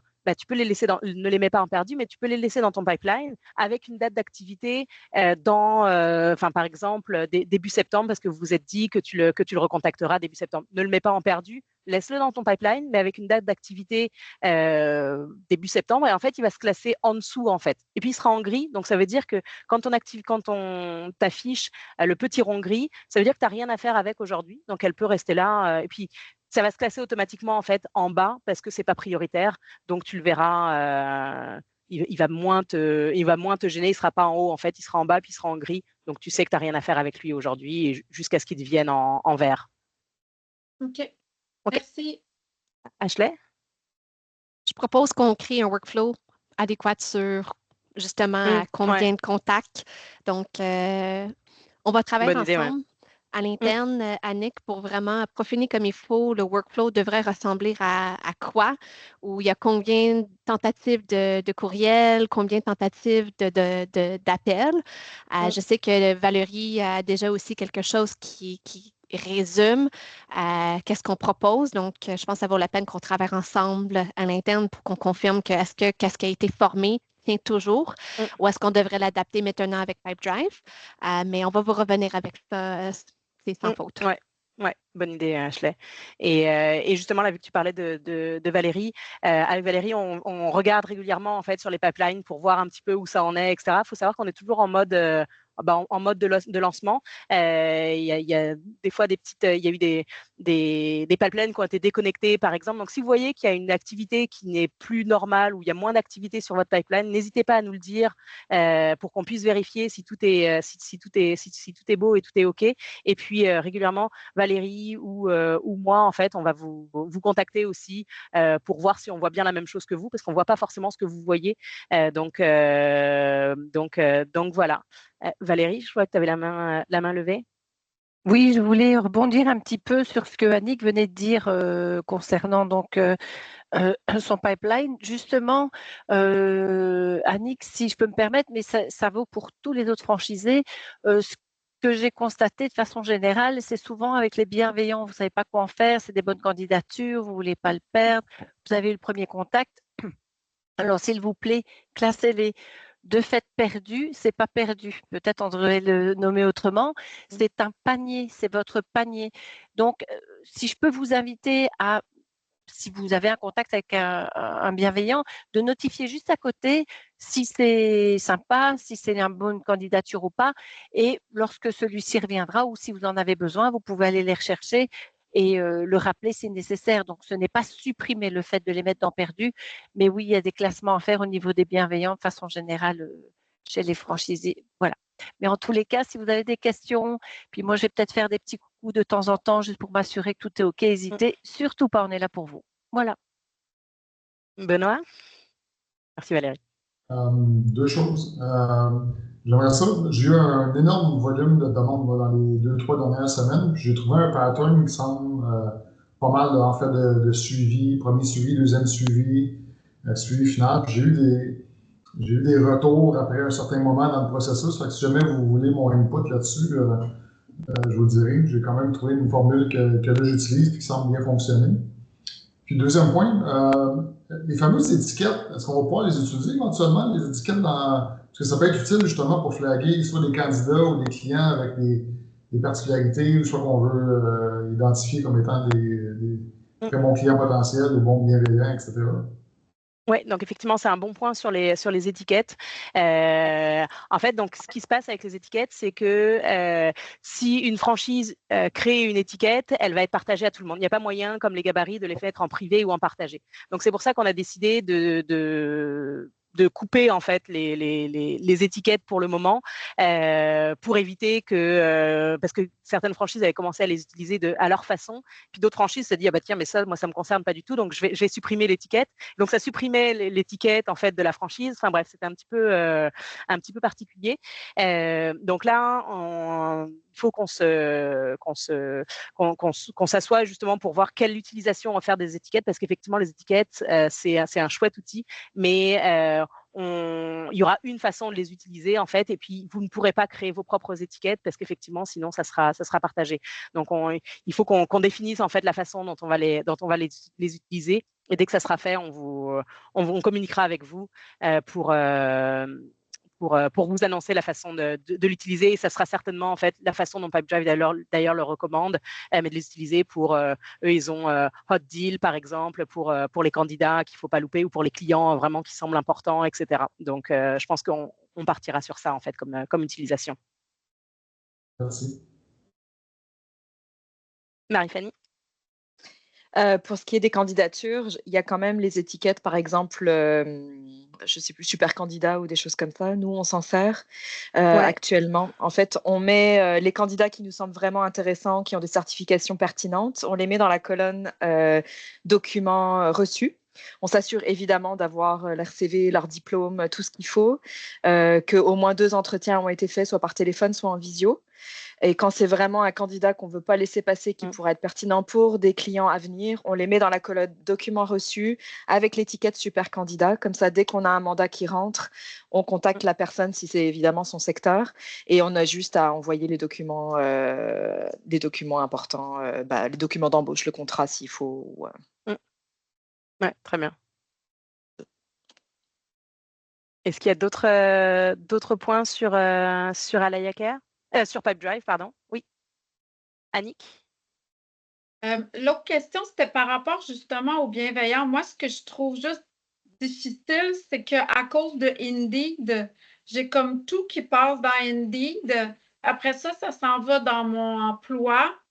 Et là, je gère à partir de là. Ça fait que je me retrouve tout le temps à gérer comme un petit peu partout. Fait que je ne sais pas si on Ouais. a un truc et Donc, astuce, dans- une ouais. solution. En fait, dans un prochain temps, enfin, c'est dans la phase 2 en fait, de Pipedrive, on aura une API entre Indeed et Pipedrive pour que les candidats d'Indeed puissent arriver dans Pipedrive. Donc, il faudra qu'on définisse quels candidats de Indeed vont dans Pipedrive pour éviter de vous submerger aussi dans Pipedrive, parce que je sais que vous recevez beaucoup de candidatures via Indeed et puis qu'il faut faire un tri. Donc, ce sera peut-être juste, il faudra peut-être quand même aller sur Indeed pour faire un tri et puis les candidatures triées arriveront dans Pipedrive. Mais le but, c'est que vous puissiez tout gérer, gérer tous vos candidats depuis Pipedrive. Et comme ça, en fait, ça va être plus facile avec les gabarits, etc. Puis vous saurez exactement où vous en êtes avec vos candidats.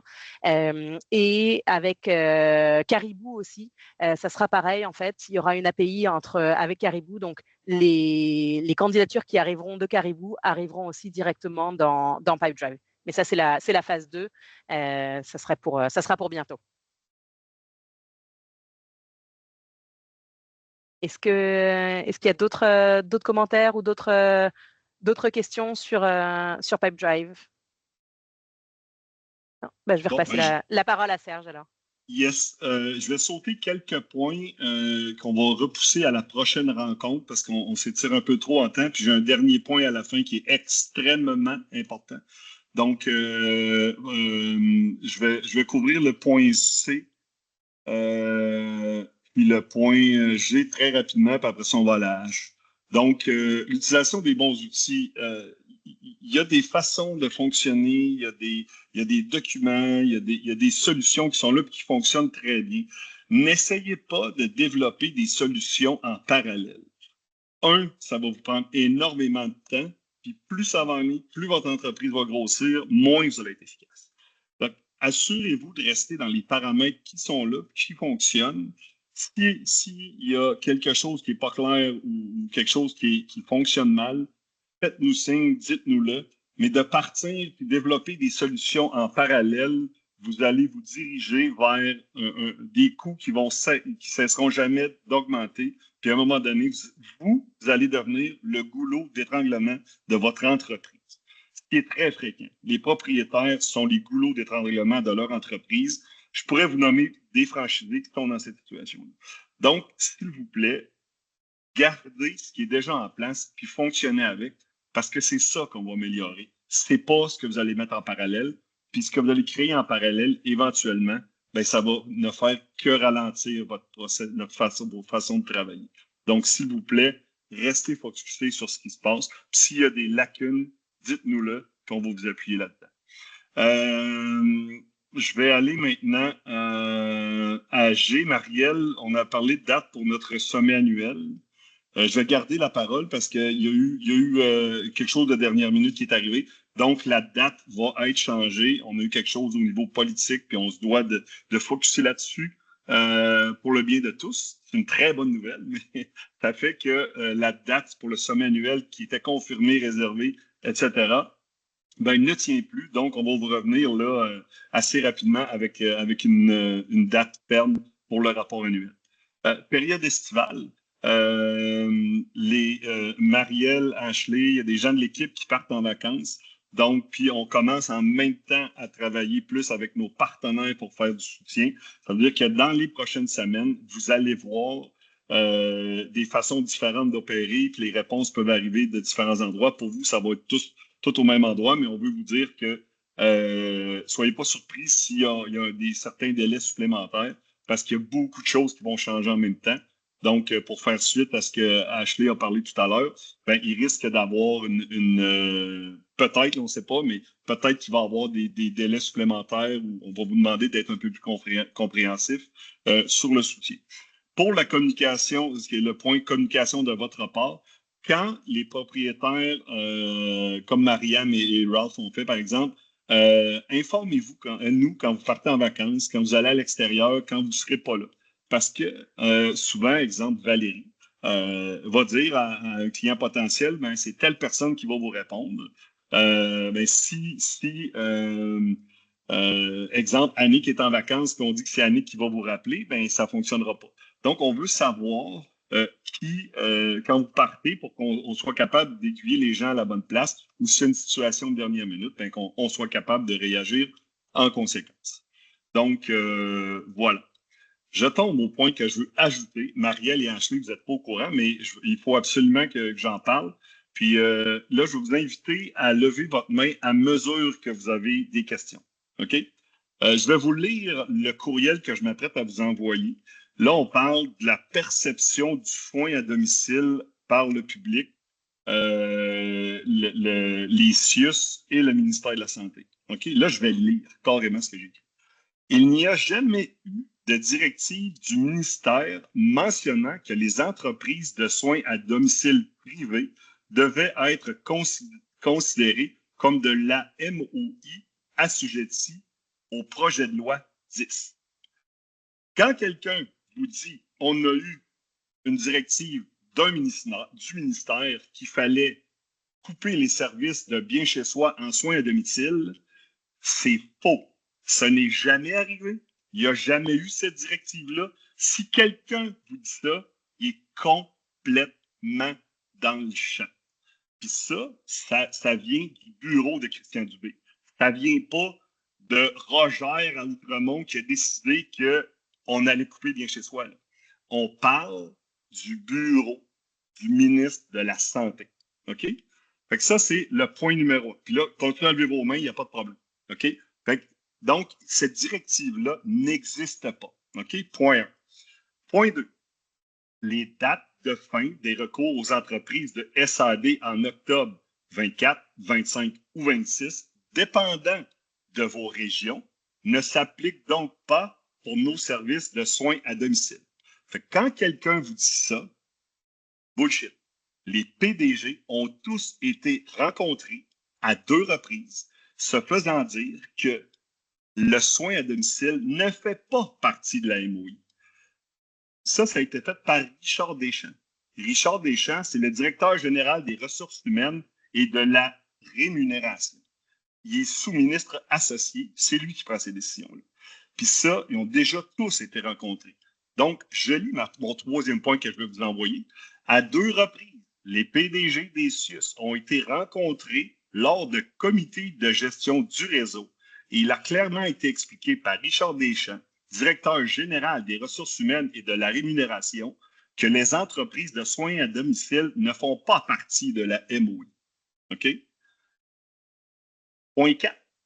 De plus, l'exemple de bien chez soi fut utilisé dans les 2 cas. Fait que quand Richard Deschamps a dit que les entreprises de soins à domicile n'étaient pas de la MOI à l'ensemble des PDG de la province, ils ont utilisé à 2 reprises bien chez soi comme exemple. Pas Roger Bontemps du Kuala Lumpur, là. Bien chez soi a été utilisé comme exemple d'entreprise de soins à domicile qui n'est pas couvert par la loi 10, qui n'est pas inclus dans la loi 10 et qui n'est pas de la MOI. OK? Point suivant. Il a également été expliqué que les achats de nos services devaient passer par des services achetés et non les appels d'offres de la CAG. Aussitôt qu'il y a un appel, qu'il y a un besoin en soins à domicile, ça passe par des services achetés, ça n'a rien à voir avec l'appel d'offres de la CAG. Fait que si quelqu'un vous dit c'est du soin à domicile, ça passe dans la machine à saucisses comme de la MOI, c'est faux, complètement faux. S'ils ne sont pas contents, ils peuvent demander à leur PDG. Si le PDG n'est pas content, il peut demander à Richard Deschamps. Puis si Richard Deschamps n'est pas content, il peut aller au bureau du B. C'est là qu'on est rendu. Tu sais, quand on vous dit qu'en arrière, il y a beaucoup d'activités, c'est de ça qu'on parle. Il y a encore une rencontre demain avec le futur ministre associé des ressources humaines et de la rémunération au ministère de la Santé et le nouveau sous-ministre qui va être, pas sous-ministre, directeur qui va être responsable des ressources humaines dans la nouvelle agence Santé Québec. Lui aussi est rencontré vendredi. Donc, c'est en train de prendre sa forme. Je lis encore. Nous avons besoin. Ça, j'ai dit, OK, en service acheté. Nous avons besoin, écoutez comme il faut, là, ça, là, c'est capital. La dernière fois que je vous en ai demandé, j'en ai eu 2, 3. Écoutez ça comme il faut. Là. Nous avons besoin de la liste des CIUS qui inclut toujours nos services de soins à domicile dans la MOI. Si vous ne nous envoyez pas de courriel qui dit que votre CIUS, il dort au gaz, ben, il va continuer à dormir au gaz. Si vous nous envoyez un courriel qui dit tel CIUS, il considère encore du soin à domicile comme de la MOI, si vous ne le faites pas, on ne le saura pas, puis vous allez passer à côté du bateau. Fait que envoyez-nous un courriel qui dit tel CIUS, il considère toujours le soin à domicile comme de la main-d'œuvre indépendante. Ça prend un courriel. Vous m'envoyez ça, mettez Marielle en copie, on veut savoir ça. Puis en plus, ça prend un bref exemple. Ça, c'est comme le petit coup qu'on donne de plus. Là.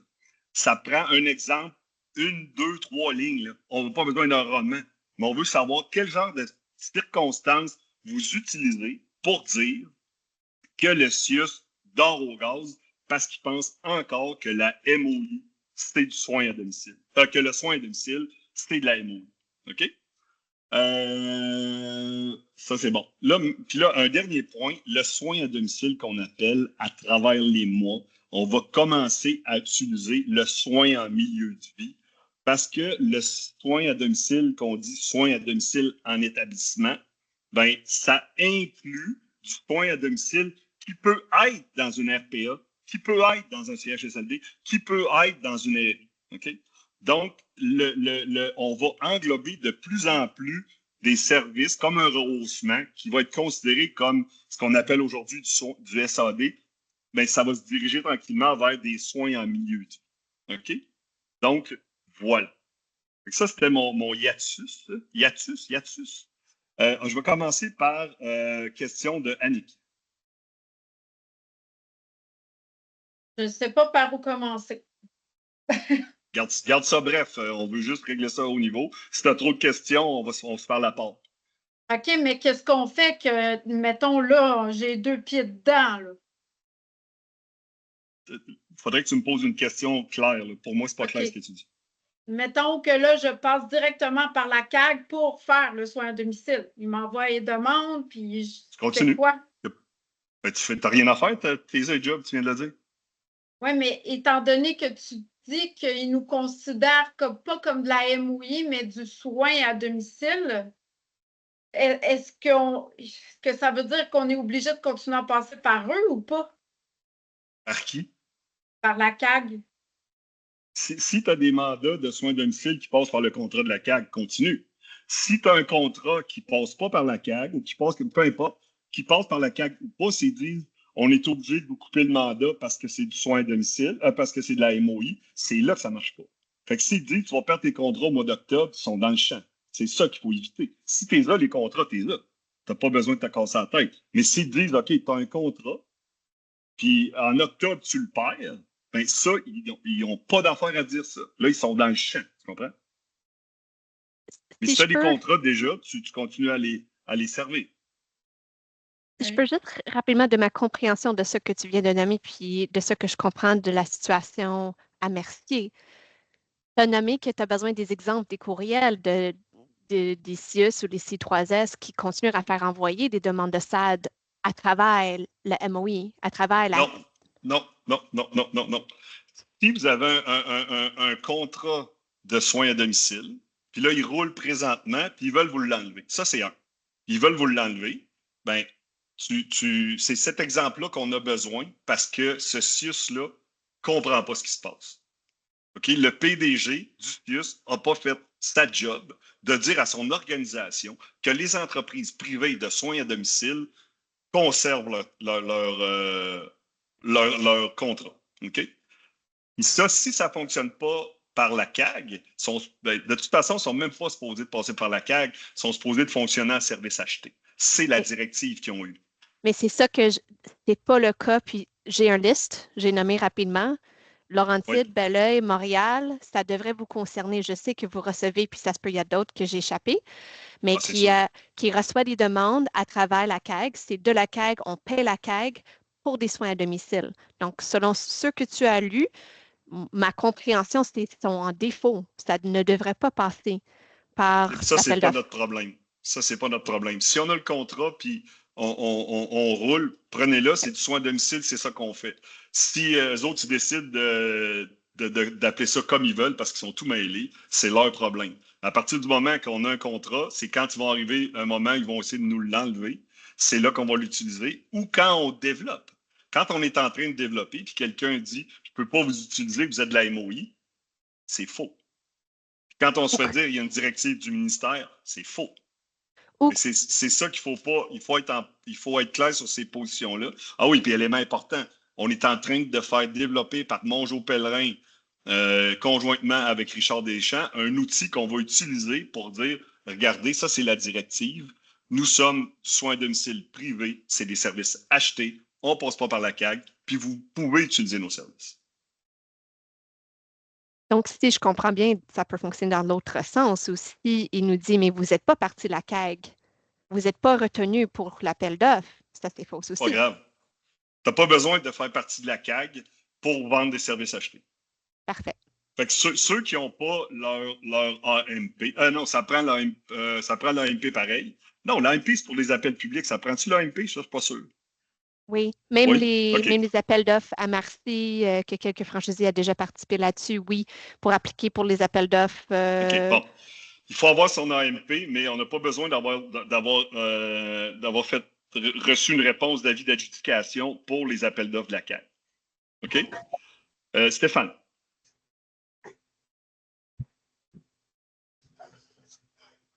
Je cherchais le bouton mute. J'avais des questions par rapport à ce que tu nous as lu là, qui est très très bien. Ça a été envoyé à qui? Parce que tu te rappelles que tu me demandes des exemples. Moi, je t'en ai donné des exemples en février.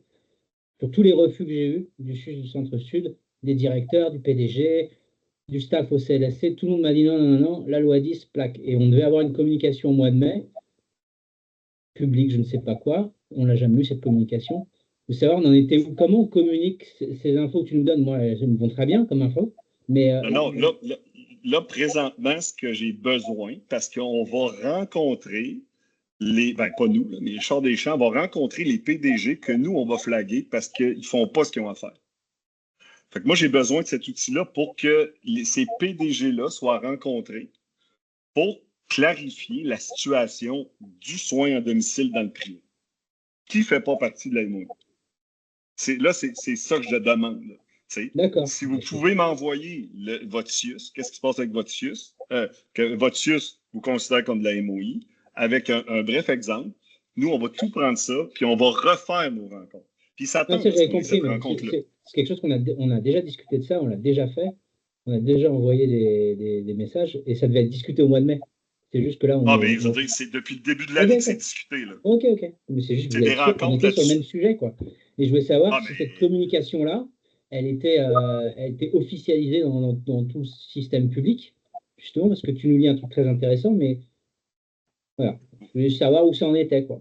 Comment on avançait. Le ministère de la Santé étant le ministère de la Santé, il faut revenir à la charge. Puis plus ça va, plus on pousse. Fait que c'est la frustration que tu verbalises, c'est exactement la... Ça frustrait du tout. Non, mais ça va pas, non? C'est exactement la frustration qu'on vit à chaque fois qu'on les rencontre, à chaque fois qu'on vit avec eux, qu'on discute avec eux. C'est ça qu'il faut faire avancer. Est-ce qu'à un niveau local, chacun, on peut peut-être aider justement là-dessus? Est-ce que tu viens de nous lire, faire une sorte de résumé courriel à tous nos contacts à nous, pour bien leur rappeler ça? Est-ce que c'est quelque chose qu'on peut communiquer ou c'est plutôt délicat? Oui. Ouais. Non. Ce que moi, je vous dis là, si vous voulez, vous payez une page dans le Journal de Montréal, vous prenez ça, vous collissez ça dans le Journal de Montréal, ça fonctionne. Il n'y a rien de caché, tout est connu, tout le monde le sait.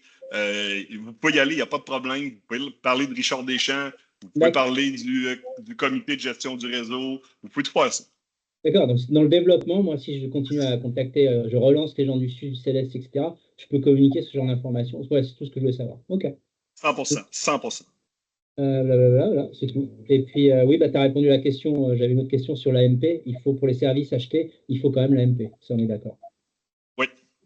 Mais on n'a pas besoin d'un appel d'offres, pas besoin de répondre à un appel d'offres. Tu peux aller dans un CLSC, tu dis, moi, j'ai un AMP, pof, je vous connais, super, c'est parti. Oui, entreprise de soins à domicile privé, service acheté. Tu sais, comme quand on est allé prendre une bière, service acheté, service acheté. Plus de questions. Je laisse le champ libre à tout le monde. Merci beaucoup. Parfait. Isabelle.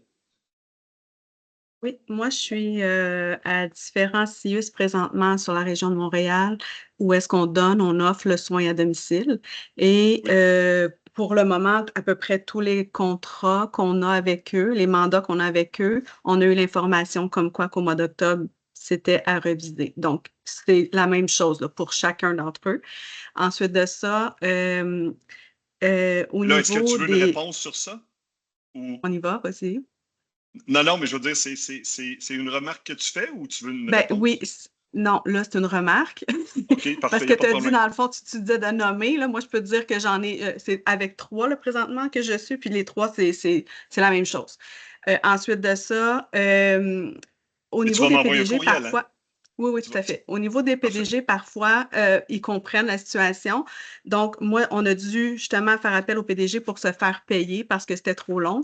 Puis, ils ont décalé, en fait, c'est que, si je peux dire, la pyramide qui descend, c'est là le problème. Souvent, ceux qui travaillent en bas ne sont pas au courant. Donc, des fois, c'est eux qui n'ont pas l'information parce que quand on s'est rendu plus haut, ce qu'on nous a dit, ce qu'ils ont envoyé comme courriel, en fait, aux autres, c'est, bien, vous devez les payer, ils ne doivent pas être en attente, ils ne doivent pas être considérés comme, je pense que c'est ça la MOI qu'ils ont utilisé, là, j'ai encore le courriel. Oui. Donc, je pense que des fois, ce n'est pas nécessairement le PDG, comme tu dis, qui n'est pas au courant, mais des fois, c'est que l'information n'a pas descendu.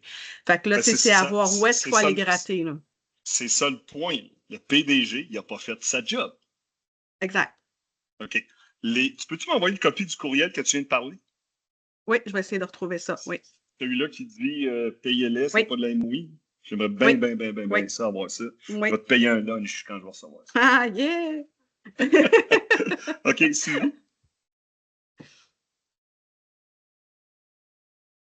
Excusez-moi, le téléphone sonne en même temps. C'est moi, c'est à mon tour, hein, c'est ça?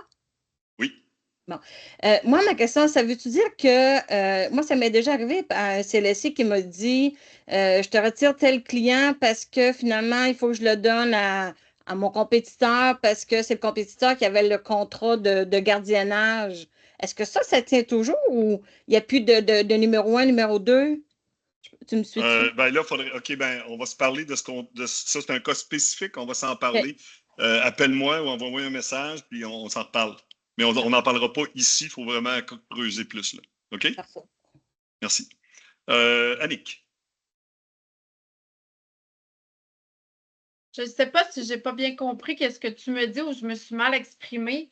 Mais avec ce que tu dis, moi, je veux savoir, justement, au lieu de passer par la CAQ qui me font chier avec les pénalités puis les 48 règlements, là, peux-tu juste dire, bon, on offre des services, puis c'est payable à la carte, comme tu dis, puis ils sont quand même... Non, là, tu viens de rentrer 2 concepts qui n'existent pas. Là. Payable à la carte, ça n'existe pas. Là. Bien, ce que tu as dit, je m'excuse, j'ai oublié le terme. Là. OK, des services achetés. Services achetés. Oui, quand tu rencontres quelqu'un du FIUS, la directive, c'est de fonctionner en service acheté pour le soin à domicile. Ça, c'est la directive. Fait qu'ils n'ont pas à passer par le contrat de la CAG. OK? Fait que si c'est un service acheté, tout ce qui est dans l'appel d'offres, là, ça débarque. Là. Il n'y a pas de pénalité, il n'y a pas de maximum de taux horaire. Tout ça, c'est plus là. C'est des services achetés. OK? Puis comment on fait pour sortir de là? Là, c'est ça. Quand tu es en discussion avec eux, tu dis, écoutez, nous, les directives de Richard Deschamps qui sont sorties dans le comité de gestion du réseau vers l'ensemble des PDG de la province, c'est que le soin à domicile, ça passe par des services achetés. Si tu n'as pas le choix, tu peux y aller dans le CAG, mais dans l'appel d'offres. Mais tu sais, poussez autant que vous pouvez pour avoir des services achetés. Parce que le service acheté au mois d'octobre, il n'arrêtera pas.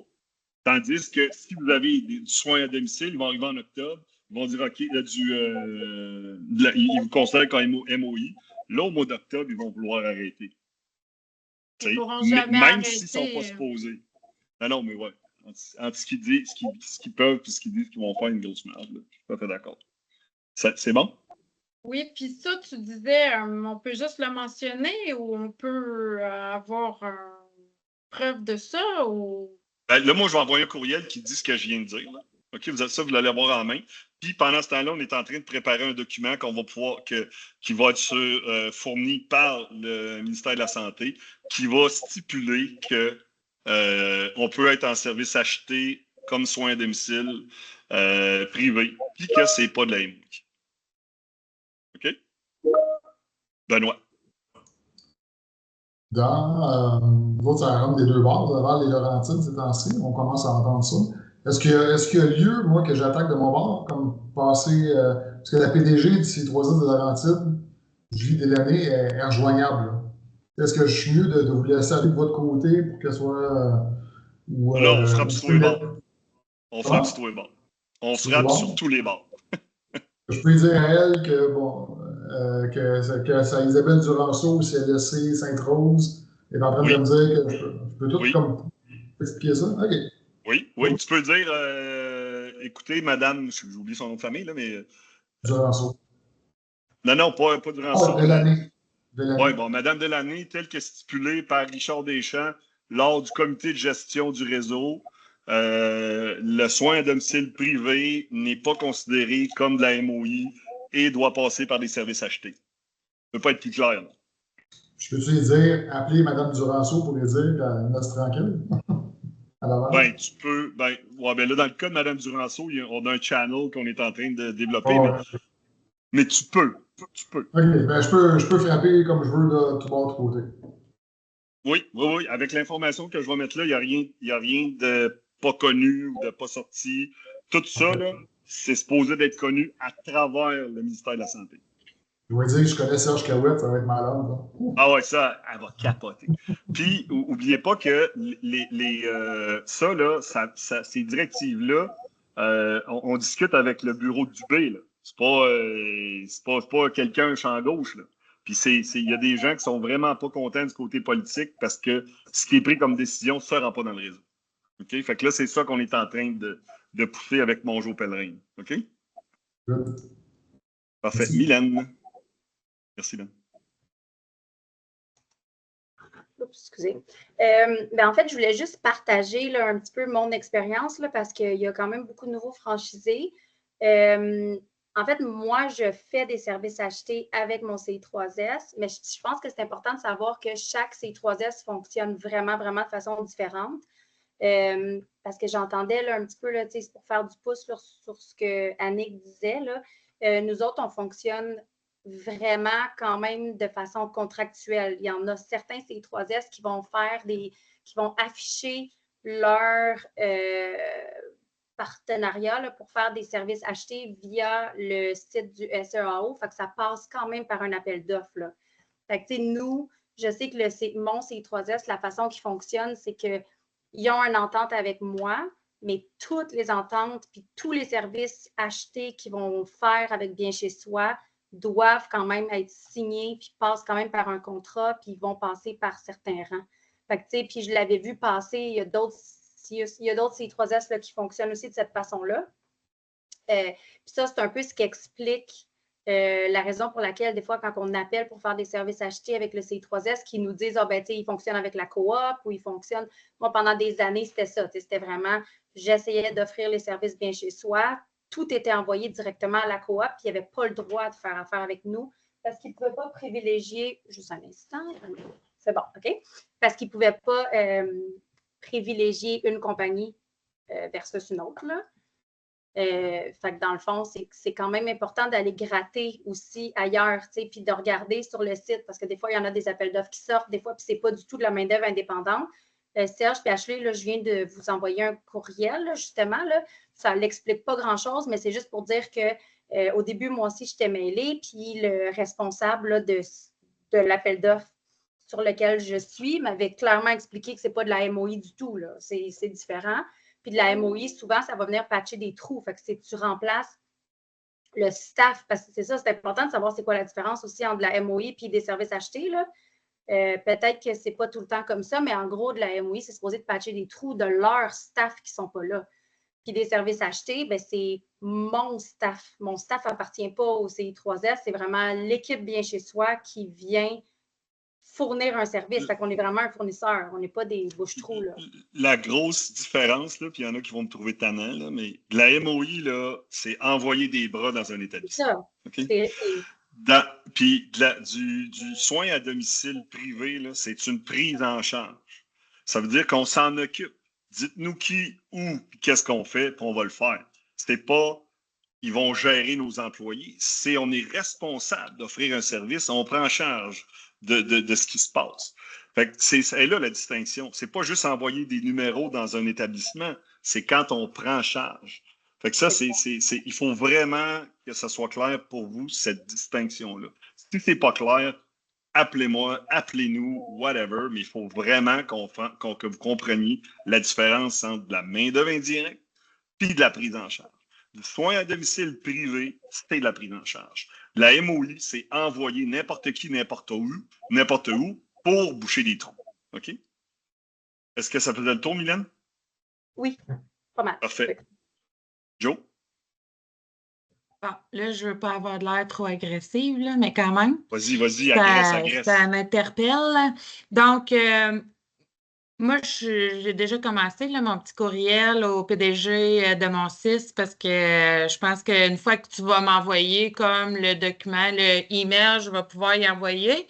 Mais je suis d'accord aussi au fait que des fois, comme ça prend du temps dans le domaine de la santé avant qu'il y ait des répercussions. Fait que, tu sais, je pourrais peut-être à la fin lui dire quelque chose comme, tu sais, je m'attends à avoir une réponse d'ici tant de temps, là, pour pas que ça reste juste mort puis que ça meurt sur le bureau. Mais je serais prête aussi pour vrai aller dans les médias parce que c'est des services qui sont disponibles puis qui sont là pour la communauté, mais qu'on n'a comme pas accès en même temps parce que justement, le message n'a pas descendu jusqu'aux gens qui ont les deux mains dedans à tous les jours. Fait que, tu sais, combien de temps qu'on devrait laisser à un PDG à répondre ou à mettre quelque chose en branle? Sincèrement, là, il y a 3 semaines, là, on a vraiment, vraiment passé proche d'aller dans les médias. Puis on a été retenu par Mongeau Pèlerin. On dit c'est pas le temps encore. Alison et moi, on est d'avis qu'on veut aller aux médias. Mais stratégiquement, puis de la façon que c'est en train de fonctionner, on a pris la décision avec Mongeau Pèlerin de ne pas encore aller dans les médias. Quand on va aller dans les médias, ben, si on y va, ça ne veut pas dire qu'on va y aller, mais le jour où on va aller dans les médias, ça va faire du bruit, là. Fait que, parlez pas de médias à nulle part, c'est pas prévu encore, mais soyez assurés que c'est une des options. OK? Mais on n'est pas rendu. OK? OK, mais pour la question initiale là, de mon courriel au PDG, je lui laisse combien de temps comme pour me revenir ou pour. Ben, ça va être quoi ton call to action vers le PDG? C'est quoi tu vas lui demander? Ben, je veux que cette information-là soit transmise vers le bas pour que justement qu'on soit alloué à donner les soins pour lesquels on a droit, puis que la communauté reçoive ces soins-là. Puis que dans les exemples que je vais donner, c'est qu'on s'est fait retirer des mandats disant comme quoi qu'on ne faisait pas partie de l'appel d'offres, puis que ça devait d'être donné aux agences pour lesquelles qui avaient été identifiées puis suivre la liste. Fait que moi, j'aimerais lui donner tant de temps pour que cette situation-là soit rectifiée. Ben, sans être trop pushy, envoie ton courriel, puis dis-lui que tu vas rentrer en communication avec lui dans les prochaines semaines si tu n'entends pas parler de lui. Mais mets-y pas un deadline. Peinture-le pas dans le coin tout de suite. Là. Parce que ceux qui vont être flagués, ils vont recevoir des communications du ministère de la Santé ou du public, ou du politique. OK. OK? Fait il ne faut pas les peinturer dans le coin encore. Quand on a le temps de peinturer dans le coin, on va aller aux médias. Quand on va aller aux médias, c'est parce qu'on va vouloir que le politique bouge, mais le politique bouge, c'est les gestionnaires qui bougent. OK? Merci. Mylène? En fait, moi, c'était plus par curiosité, là, parce que j'essaie de voir comment que ça peut fonctionner autre là, qu'avec un contrat, là, comme moi, mon CIUS ne fonctionne pas pareil. Est-ce qu'il y a des franchises présentement qui font des services achetés sans contrat, puis c'est vraiment... Oui. Fait que ça peut fonctionner vraiment de façon Oui. Jacqueline a besoin d'aide du lundi au vendredi, Oui. Tidou, on paye bien Oui. chez soi, on ne saigne rien. Oui. C'est possible de savoir qui ou Non. c'est secret? Ben, à moins qu'il y en a qui veuillent le dire, là, mais s'il y en a qui veulent le dire, il n'y a pas de problème.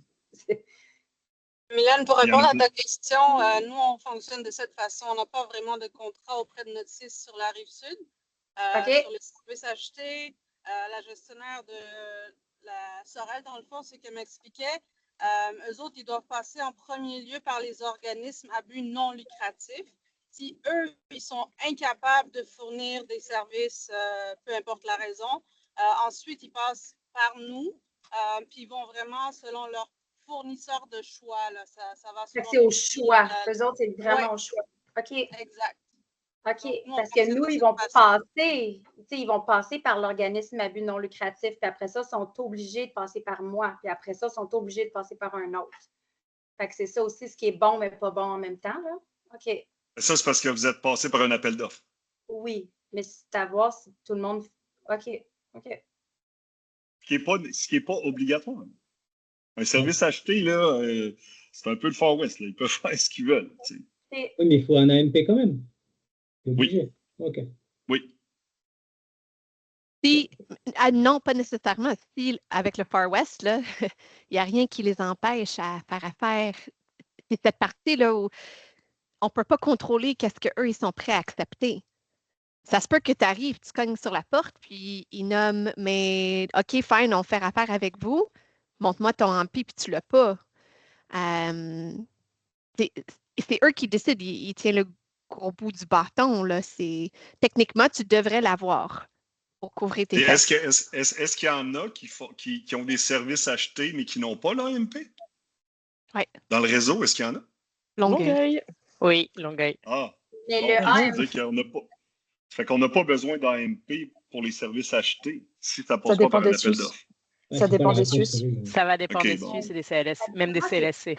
Mais si je peux juste apporter l'île de Montréal, guys, depuis que je suis avec Bien Chez Soi, était toujours à cause de la commission Charbonneau, sont tout le temps sur le loop par rapport de comment les choses sont faites. Donc, prends pas de chance. Est-ce que si tu n'as pas fait la demande d'AMP, fais-le pour ne pas rater une opportunité. Ce serait vraiment dommage qu'ils sont Non, prêts mais à je vais la faire. Hein, c'est juste un petit problème technique. Mais je vais le faire. Parfait. OK. Mylène? Non, j'ai juste oublié de baisser, excusez. Ah, Faïma. Myriam, excusez. En fait, c'est pas juste pour répondre à Mylène. C'est nous aussi, on est un peu comme Faïma, donc on n'a pas de contrat. Par contre, on est dans les derniers parce qu'il y a des OBNL qui passent avant nous ou des organismes qui sont moins chers. Donc, on passe dans les derniers, mais on est quand même rapide dans les demandes. Donc, ça fait une bonne réputation. Sur l'île de Montréal, ça, ou ou plutôt à Belleuil? Je parle de Belleuil. Ouais, OK. De Montréal, Si je peux juste ajouter, il y a un point commun ici, puis je pense que Saint-Hyacinthe n'est pas parmi nous aujourd'hui, mais c'est vraiment le Montérégie qui, peu importe est, centre, ouest, qui fonctionne de manière un peu plus cowboy. Parce que je sais que dans les régions qui touchent à Jean-Lévis aussi, c'est pareil. Il n'y a rien caché ici. C'est très ouvert. Puis encore, Marie-Fanny peut être témoin et partager ses propres expériences, mais c'est tout le temps, il y a un liste. Puis ça dépend. Des fois, ils vont privilégier la personne qui répond, mais souvent, c'est le prix. Donc, il revient régulièrement. Vous êtes toujours plus cher que tout le monde, mais vous êtes fiable. Donc, OK, parfait. Isabelle. J'ai reçu, moi, c'est ça, j'aimerais savoir si d'autres ont reçu ça dans la région de Montréal, d'un CIUS, un contrat à exécution sur demande pour la main-d'œuvre indépendante. Puis c'est bien précisé dedans la fin du contrat 20 octobre 2024. Puis qui, à l'intérieur aussi, il y a un annexe qu'on doit signer au niveau de la confidentialité des documents. Donc, est-ce qu'il y a d'autres personnes qui ont reçu ça sur l'île de Montréal? Non? Moi, je serais curieuse si je peux ajouter. Ça semble comme le renouvellement, pour être honnête. Non, j'ai reçu ça il y a un moment, là, c'est au début, quand j'ai commencé, parce que moi, je demandais, dans le fond, c'est quand on m'a envoyé des employés, moi, j'ai demandé qu'ils m'envoient l'horaire directement parce que parfois, les employés ne l'avaient pas et tout, puis une façon de contrôler. Je disais, ben là, moi, je vais avoir les documents, les horaires, je vais leur envoyer. Donc, ils m'ont dit, ben parfait, mais vous devez signer un annexe comme quoi, là, vous mentionnez que vous allez détruire les informations. Donc, en tout cas, puis c'est écrit dedans vraiment que la fin de contrat. Est-ce que tu peux nous envoyer ce document-là, s'il vous plaît? Oui. Parce qu'après moi, il contrevient aux directives haut la main. Myriam? Parfait. Je pourrais répondre à Isabelle. Donc, c'est vraiment, on a eu la même chose similaire, mais c'est un avis d'exécution, donc pour un partenariat. Voilà. OK, merci. Bon, voilà. On n'a plus de main levée. Bon, ben, merci à tous. Donc, j'attends vos courriels pour ceux qui ont des STIUS qui considèrent le soin à domicile comme de la MOI. Je m'attends à en avoir plus que 2-3. Donc, puis un bref exemple à chaque fois. Là. OK? Donc, merci à tous et on vous revient avec la prochaine, la date de la prochaine rencontre là, dans les prochaines semaines. OK? Merci beaucoup. Merci pour votre bon travail, gang. Merci. Yeah, bon travail, Serge, d'ailleurs. Merci, bye. Bonne journée à tous. Ciao. Bye. Bye tout le monde. Bye bye.